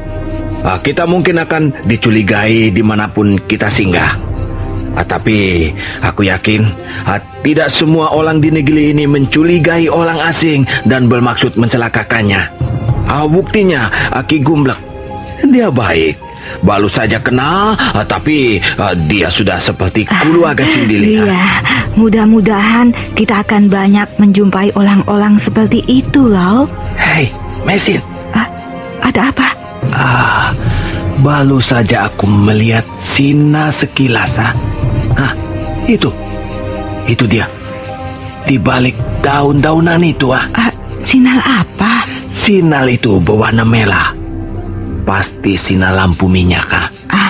Kalau begitu, barangkali ada rumah di sana, loh. Iya, bayangkali sinar itu datangnya dari rumah. Ayo, kita ke sana. Siapa tahu kita bisa menemukan tempat untuk menginap malam ini.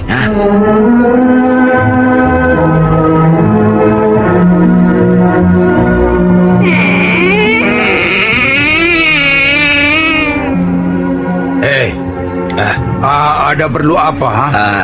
Maaf Bapak, kami kemalaman di jalan. Apakah kami bisa numpang tidung balang semalam saja? Numpang tidur? Ya. Kalian mau tidur di mana? Rumahku ini kecil sekali dan aku tidak mempunyai tempat tidur yang pantas. Yang penting kami bisa membalingkan tubuh, Pak.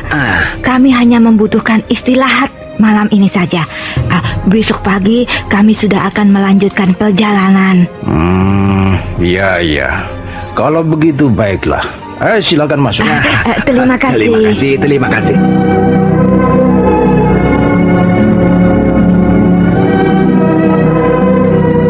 Sepertinya kalian ini bukan berasal dari negeri kami. Betul. Memang Pak, memang. Kami berasal dari negeri yang jauh dari negeri Bapak ini. Tanah luluhur kami adalah daratan Mongolia. Ribuan kilometer dari tempat ini. Aneh sekali. Tidak pernah kudengar ada orang bepergian sejauh itu dari negeri nenek moyangnya. Kami memang suka juga bepergian jauh, tapi paling banter ke kota Singasari atau Kediri, atau kota-kota lain di negeri kami sendiri. Apa yang kalian cari sebenarnya? Entahlah apa sebenarnya yang kami cari di negeri ini. Kami sendiri juga tidak tahu. Loh, ini lebih aneh lagi. Lalu tujuan kalian mau kemana? Kami berdua mau ke desa Kulawang. Kurau. Ya. Di kaki Gunung Anjas Semarang. Iya. Apakah masih jauh dari sini desa Kulawang itu, Pak? Iya. Masih jauh juga. Barangkali 2 hari perjalanan dengan kaki baru akan tiba di desa itu. Ada yang kalian cari di desa Kurawan itu? Sana family barangkali? Atau siapa? Tidak Pak, tidak. Kami tidak mencari siapa-siapa. Tapi barangkali ada yang bisa kami lakukan jika sudah tiba di desa Kulawang. Oh iya Pak, kalau daerah ini termasuk desa mana Pak? Rasanya sepi sekali. Tak ada lagi sepotong rumah pun nampak. Ya. Memang di sini tak ada rumah lagi. Daerah ini termasuk hutan tarik. Kalau kalian besok meneruskan perjalanan, terus mengikuti jalan setapak ini, maka kalian akan sampai di desa Tebu. Ya. Di sana baru banyak rumah, banyak warung makanan atau warung minuman. Ya. Ayo, diminum lagi airnya. Terima kasih. Di sini hutan, tidak ada apa-apa kecuali suara-suara binatang hutan. Ayo. Ini air gula aren yang aku deres sendiri. Lumayan buat menghangatkan badan. Terima kasih Pak, terima kasih. Ayo habiskan saja. Ayo. Itu ketela bakar itu, ya. Iya. Masih hangat itu. Makan saja. Iya.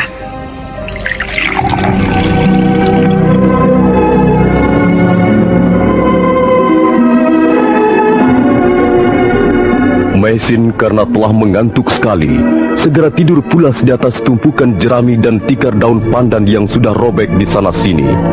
Pendekar Lau menyusul tidur tak lama kemudian, tapi dia nampak gelisah dalam tidurnya. Mendadak, lewat tengah malam, dia tergagap bangun. Mesin. Ada apa, Lau? Aku masih mengantuk. Bangunlah. Ada sesuatu yang tidak beres. ada sesuatu yang tidak beres. Apa maksudmu? Hanya, dia tidak ada di tempat tidurnya. Maksudku orang desa itu diam-diam telah pergi. Kelihatannya dia bukan orang yang mudah untuk dipercaya begitu saja. Apakah sudah lama orang itu pergi, Lau? Aku tidak tahu. Aku memang tidak bisa tidur pulasa. Aku gelisah. Mana banyak sekali nyamuk hutang. Bisa-bisa gatas sekali kalau menggigit. Tapi karena mengantuk dan lelah, aku bisa juga terlelap sebentar. Tapi ketika bangun, kulihat tulang desa itu tak ada lagi di atas pembalingannya. Pergi kemana ya dia malam-malam begini? Mana tahu. Kita bersiap-siap saja. Kalau memang orang itu bermaksud tidak baik, ya terpaksa kita lawan berdua.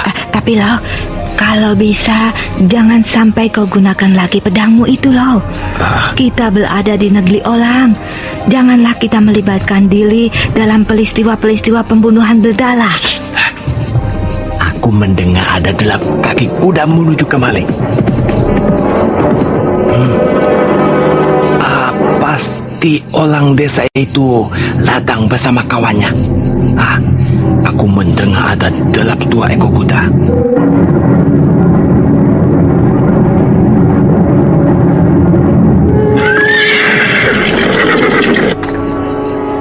Hai, orang-orang asing! Keluar kau! Jangan enak-enak tidur di rumah orang! Keluar! Lau, kita menemukan kesulitan lagi, Lau. Kita tidak perlu takut menghadapi kesulitan. Kesulitan ada di mana-mana. Kalian jangan pura-pura tidak mendengar! Keluar kalian! Kalau tidak, kami akan masuk dan meringkus kalian! Mesin, ayo kita keluar. Hati-hati, Lau.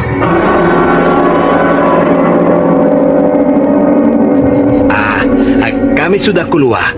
Apa maksud kalian? Begitu lebih bagus. Jadi kalian tidak perlu mempersulit tugas yang dibebankan pada kami. Lihatlah, bukankah yang satu itu pemilik gubuk yang kita pakai menginap? Iya benar. Namaku Tambir. Dan ini temanku, Puyi. Ada maksud apa? Hoe membawa temanmu kemari. Jangan bertanya begitu. Aku bebas membawa siapa saja ke gubukku ini. Tapi mengapa kau pergi dengan diam-diam meninggalkan kami yang sedang tidur? Mengapa kau tanyakan juga soal itu? Aku bebas pergi kemana saja aku suka dan kapan saja. Tapi, ya, karena pertanyaan harus dijawab, maka aku tidak keberatan untuk menjawabnya. Hai, dengar. Aku pergi memanggil temanku dengan diam-diam karena suatu tugas rahasia. Tugas rahasia? Sudah sejak semula aku memang mencurigaimu. Kau pasti bukanlah orang yang biasa berbuat baik pada mereka yang membutuhkan pertolongan. Jangan ngomong sembarangan. Kamilah yang semestinya mencurigai kalian. Kalian jelas bukan penduduk desa di sekitar sini. Bahkan menurut temanku Tambir, kalian berasal dari negeri seberang lautan. Nah, bukankah kalian pantas kami curigai? Iya. Kami berdua memang orang asing di negeri ini. Karena itu, kami mencurigai kalian. Tapi kami tidak melakukan apa-apa. Kami tidak berbuat kejahatan. Itu soal nanti. Yang penting, sekarang kalian harus menurut pada kami. Tunggu dulu. Apa yang kau maksudkan dengan menurut? Kalian akan kami tangkap. Dan selanjutnya, kalian akan kami bawa ke rumah Rake Dukut. Siapa Rake Dukut? Alah, jangan banyak bertanya. Nanti kalian akan tahu sendiri siapa Rake Dukut. Tapi kami harus tahu siapa orang yang bermaksud menangkap kami, ya. Temanku Tambir sudah berkata, kalian tidak perlu tahu. Apa masih belum jelas? belum tahu maksudnya? Maaf. Kalau kami tidak tahu persis siapa Laki Dukut dan dengan alasan apa kami ditangkap, kami terpaksa tidak menerima begitu saja. Jadi dengan kata lain, kalian mau melawan, begitu? Oh ya, boleh juga dikatakan begitu, ha? Hati-hati, Mesin. Tambir, kita terpaksa mengambil jalan kekerasan. Iya, kalau memang begitu, apa salahnya? Ayo, kita sergap mereka.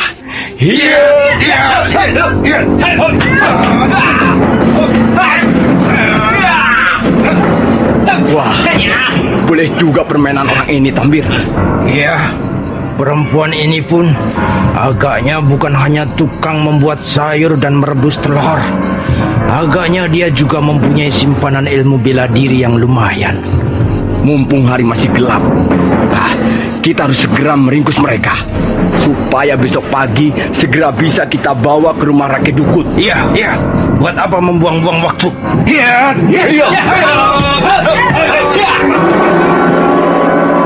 Orang yang bernama Puye segera menyerang ke arah Pendekar Lau.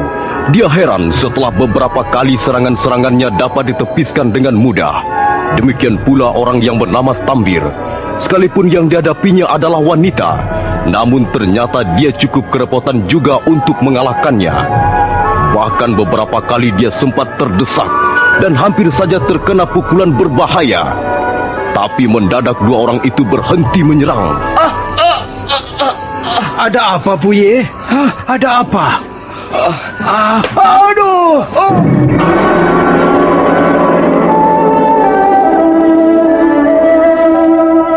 Apa yang terjadi, Lau? Mengapa orang-orang itu mendadak lobo? Rasanya pukulanku tidak mengenai bagian yang bisa membuatnya lobo seketika. Tunggu, Mesin. Jangan-jangan dia hanya berpula-pula dan bermaksud menjebak kita. Tapi kelihatannya dia bersungguh-sungguh. Mereka mendekap ulu hatinya sebelum terjungkal lobo. Baiklah, akan kulihat dulu, ha. Kau tunggu di situ, ha. Bagaimana, Lau? Kemarilah, Mesin. Bukankah dia bersungguh-sungguh? Iya. Lupanya mereka tidak berpula-pula, ha. Dua-duanya lobo seketika. Coba kau lihat ulu hatinya. Agak gosong dan memal seperti terkena pukulan kelas. Apakah kau telah memukulnya tepat di ulu hatinya, Lau? Tidak. Aku juga tidak merasa memukulnya di bagian tubuh yang lawan itu. Lalu siapa yang melakukannya? Kalau begitu, pasti ada orang di sekitar tempat ini. Iya, aku juga berpikir begitu, Lau. Dan orang itu yang telah memukulnya. Bukan memukulnya, tapi melemparnya dengan batu-batu dari jarak jauh. Iya.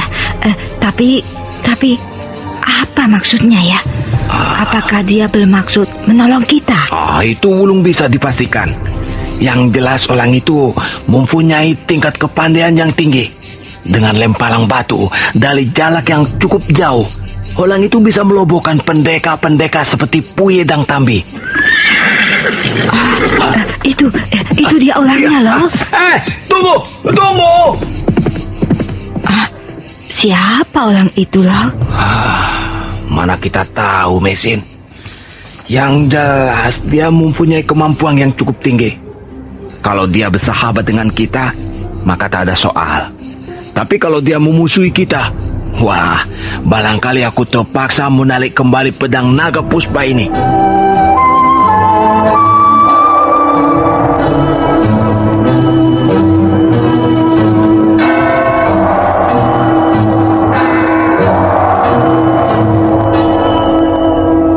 Mendadak Puye dan Tambir roboh tak berkutik.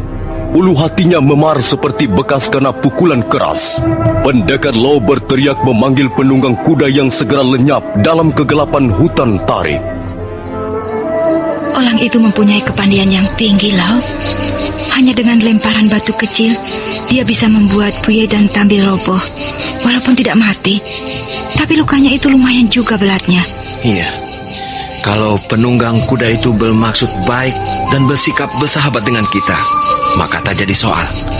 Tapi kalau dia berasal dari golongan lain yang ingin memusuhi kita juga, ya terpaksa aku menggunakan lagi pedang naga puspa. Halo suamiku, petualangan kita di negeri yang asing ini rupanya banyak menemukan hambatan dan gangguan. Ya, bagaimanapun manisnya sebuah petualangan, dia pasti akan menyodorkan pelbagai macam tantangan. Dan bukankah tantangan itulah yang membuat kita ini menjadi penuh gairah? Loh, kamu apa? Lihatlah saja Maisin. Sejak dari Pantai Tuban aku berjalan kaki. Enak juga barangkali untuk menunggangi seekor kuda. Dan Puye serta Tambil sudah menyediakan 2 ekor kuda untuk kita.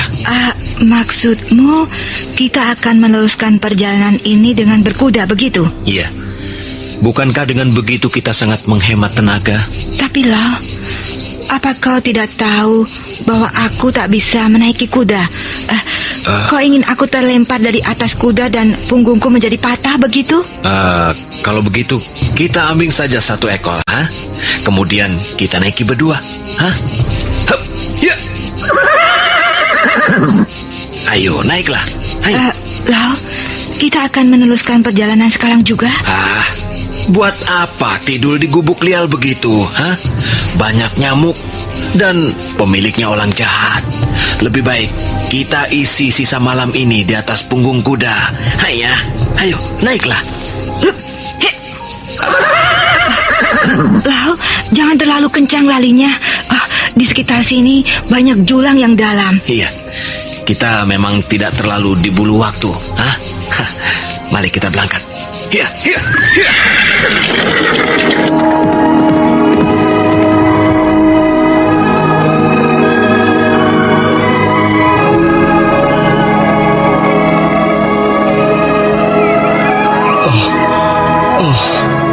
Apa yang terjadi? Puye, kau sudah sadar juga? Tabir. Ulu hatiku. Rasanya dadaku menjadi sesak. Ada orang yang membokong kita semalam, Puye. Iya. Setan belang orang itu. Dia melemparkan benda keras ke ulu hatiku. Aku juga merasakannya dan langsung tak ingat apa-apa lagi sampai pagi ini tadi. Kalau begitu, kita berdua telah pingsan sejak semalam. Ya, kita telah pingsan. Apakah kau bisa berjalan dengan baik, Tabir? Rasanya aku bisa, Puye. Tadi aku sudah melihat-lihat sekeliling tempat ini. Kuda kita tinggal seekor. Pasti dibawa orang asing itu. Sial. Iya, memang kita benar-benar sial.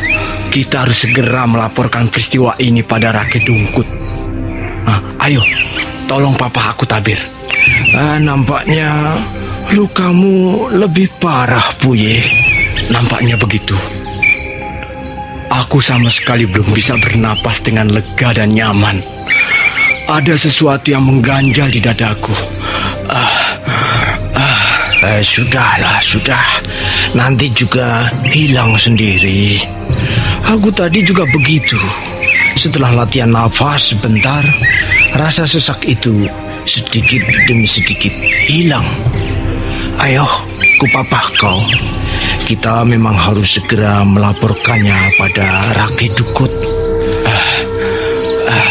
Ayo, pelan-pelan, Tabir.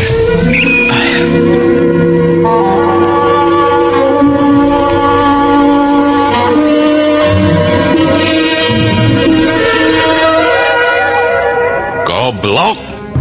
Kalian memang goblok, tidak becus. Maafkan kami, Kakang. Kami mengaku bersalah. Kami telah berlaku sembrono sehingga kami gagal menangkap orang itu. Ya, bukan hanya tidak bisa menangkap orang itu, tapi kalian sudah menghilangkan kudaku juga seekor. Soal kuda nanti akan kami cari, Kakang Dukut. Kalau tidak juga ketemu, kami sanggup menggantinya. Sudah. Jangan berlaga orang kaya. Mau kalian ganti pakai apa kuda itu, ha? Maaf Kakang, kami memang bersalah. Kami siap mendapatkan hukuman. Nah, lebih baik begitu. Mengaku salah dan menyerah. Sekarang dengar. Untuk kali ini aku maafkan kesalahan kalian yang amat tolol itu. Terima kasih. Tapi kalian harus mencari orang-orang itu. Oh, iya. Paling tidak jangan sampai mereka masuk ke desa Tebu besok. Iya. Aku tak ingin mereka mengacaukan rencana yang sudah kususun rapi. Baik Kakang Dukut. Kami akan melaksanakan perintahmu dengan sebaik-baiknya. Dan kali ini kami tidak akan gagal lagi, Kakang. Sudahlah. Jangan banyak bicara. Aku mau buktinya.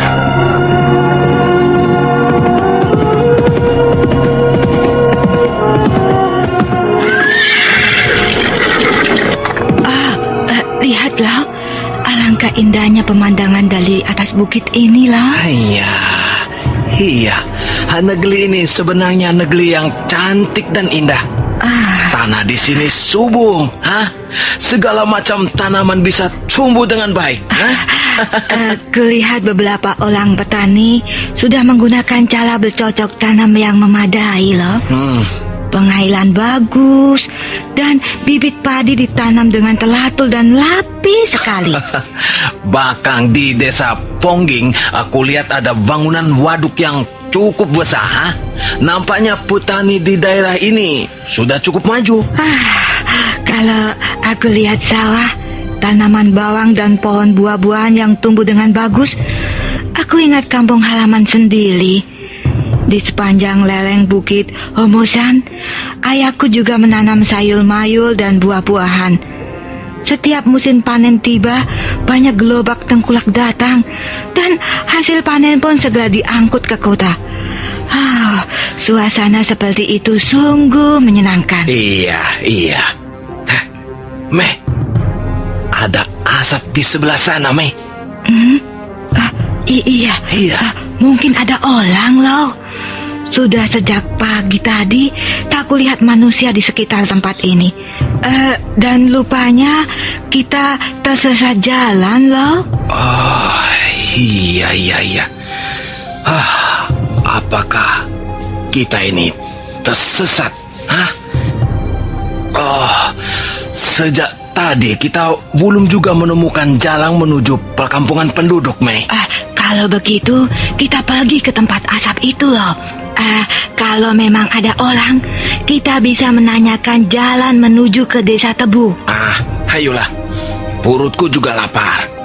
Siapa tahu di sana ada makanan. Iya.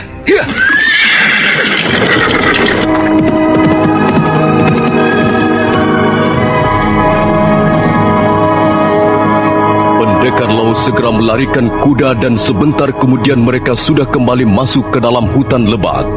Mereka menyusuri jalan tikus dan kadangkala terpaksa turun karena semak belukar yang tumbuh rapat menghadang jalan. Akhirnya mereka tiba juga di tempat yang mereka tuju. Asap itu masih mengepul. Bau daging bakar membuat mereka terasa semakin lapar. Benar loh, ada orang. Lihat, di tengah dia tengah sibuk memanggang daging loh. Iya, lupanya dia sudah tahu kedatangan kita. Nampaknya seorang wanita loh. Aneh sekali, seorang wanita berada di tempat seperti ini sendirian. Wah, apa yang dicari ya lo ya? Entahlah, apa yang dicari ya? Dia juga mengendarai kuda. Jangan-jangan dia orang yang semalam melempar batu itu loh. Iya, memang benar-benar aneh negeri ini ya. Banyak orang berlaku aneh. Orang berlaku aneh tak ada jeleknya loh. Mungkin itu selera hidup mereka. Tapi orang jahat seperti Madangkungan itulah yang harus kita waspadai. Madangkungan sekarang tidak akan mampu berbuat jahat lagi. Tenaga dalamnya sudah habis tersedot kekuatan pedang ini.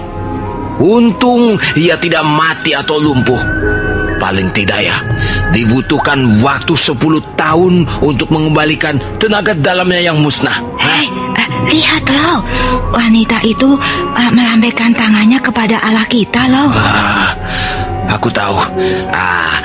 Kau sudah lapar sekali ya. Marilah kita minta Balang sepotong 2 potong daging baka padanya. Ayo, iya.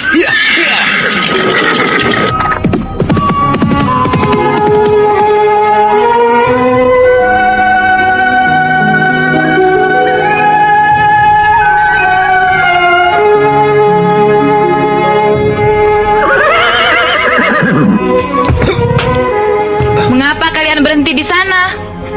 Kalau kalian lapar, mengapa tidak langsung kemari dan makan daging burung bakar ini? Ayolah, pilih saja sendiri, paha, dada, atau sayap. Maaf kalau kami mengganggumu. Sama sekali tidak. Lagi pula aku pun tidak senang diganggu. Ayo, makanlah. Terima kasih. Kami memang lapar dan kami tak menemukan walung yang menjual makanan. Di hutan, mana ada orang menjual makanan? Pendekar Lo dan Mesin lalu ikut makan bersama wanita aneh itu. Wanita cantik yang masih remaja usia, namun raut wajahnya nampak cukup dewasa. Ayolah, istrimu itu nampaknya belum kenyang. Sudah cukup.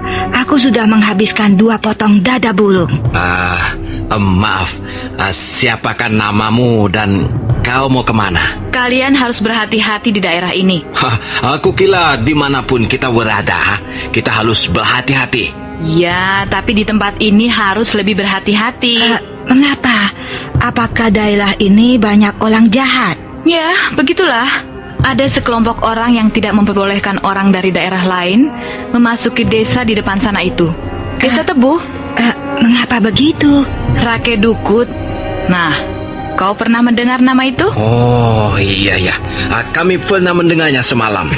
Ketika ada 2 orang bermaksud menangkap kami di depan gubuk Tambil. Oh iya, siapa Rake Dukut itu? Dia orang yang tidak baik. Ya, hanya itulah yang aku ketahui. Apa?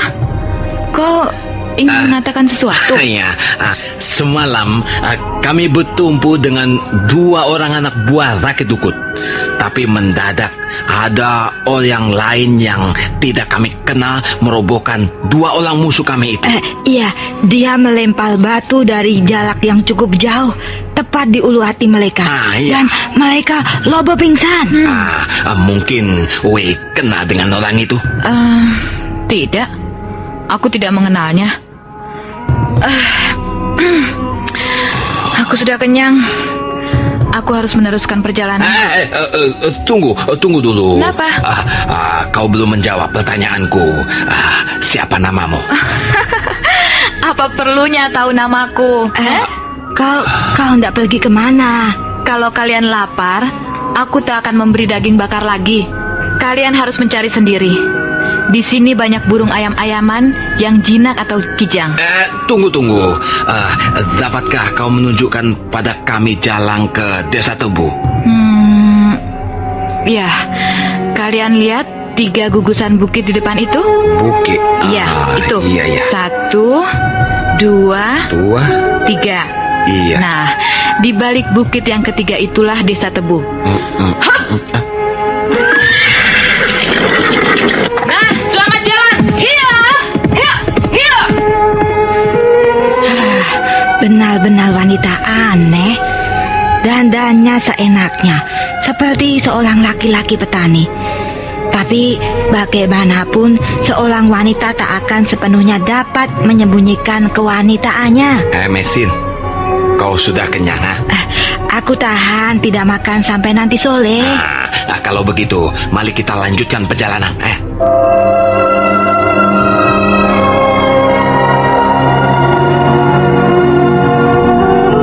Pendekar Lo dan istrinya lalu kembali mengendarai kuda ke arah 3 gugusan bukit yang ditunjukkan wanita remaja yang aneh.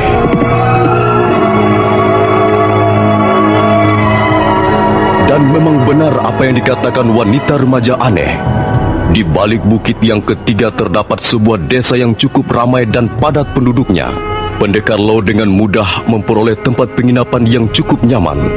Setelah membersihkan badan, makan malam dan menikmati secangkir wedang jahe, Pendekar Lo dan Mesin segera tidur dengan nyenyak sekali.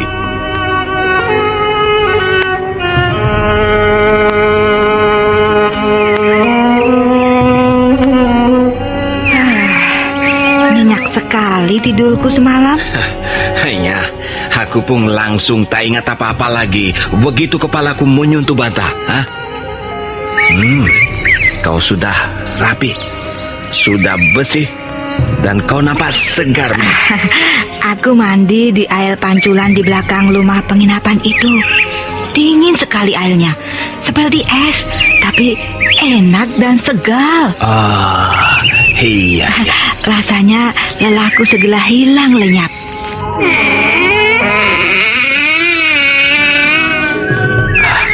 Maaf Tuan, ada 2 orang mencari Tuan dan istri Tuan.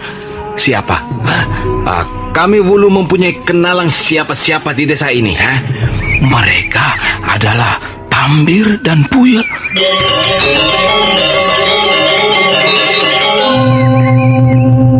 Oh, iya. Mereka ada di mana sekarang? Ada di depan Tuan.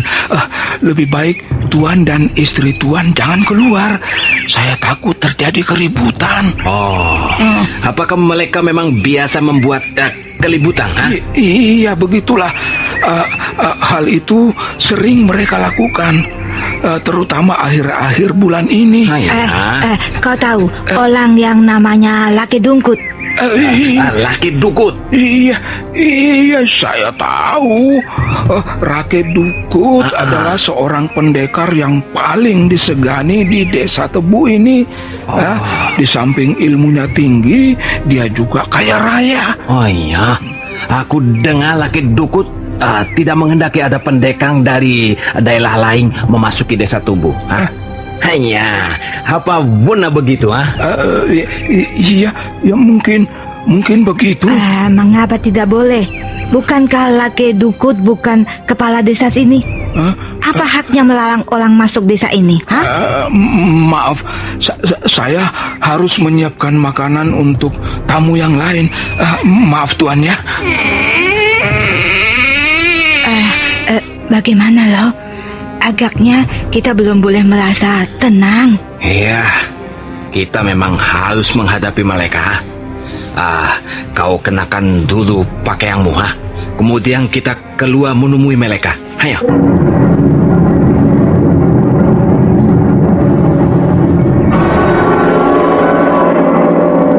Nah, kita bertemu lagi orang asing. Sekarang kalian tak mungkin lolos dari tangan kami. Hanya, benar kata pelayan rumah penginapan ini ya. Kalian adalah orang-orang yang suka membuat keributan. Kurang ajar. Pelayan itu berkata begitu. Hanya, kalian tidak usah malah padanya. Kalau memang dia berkata yang sesungguhnya. Kalau kalian mau malah pada kami. Hai orang asing, kau sudah berani berlagak jago di desa kami. Kau tahu apa kesalahan kalian? Pertama, kalian telah mengadakan perlawanan ketika kami akan membawamu ke rumah pimpinan kami. Dan kedua, kalian telah mencuri kuda kami. Hanya, kuda itu tergolong kuda yang bagus. Aku merasa beruntung karena dapat menikmatinya bersama istriku, memutari hutang talik. Dan akhirnya sampai ke desa ini. Kuda itu bukan milikmu. Milik siapa? Kuda itu milik pimpinan kami, Rakyat Dukut. Kalau begitu, kalau Rakyat Dukut mau mengambilnya kembali, ya biar dia datang sendiri kembali.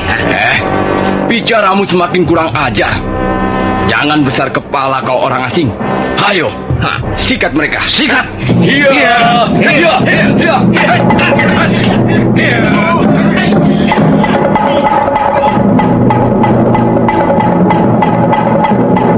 Tambir dan Puye karena kuda pada dasarnya masih sangat kesal dan dongkol, segera menyerang dengan bertubi-tubi. Halaman rumah penginapan di pagi yang cerah itu menjadi gaduh oleh bunyi orang berkelahi.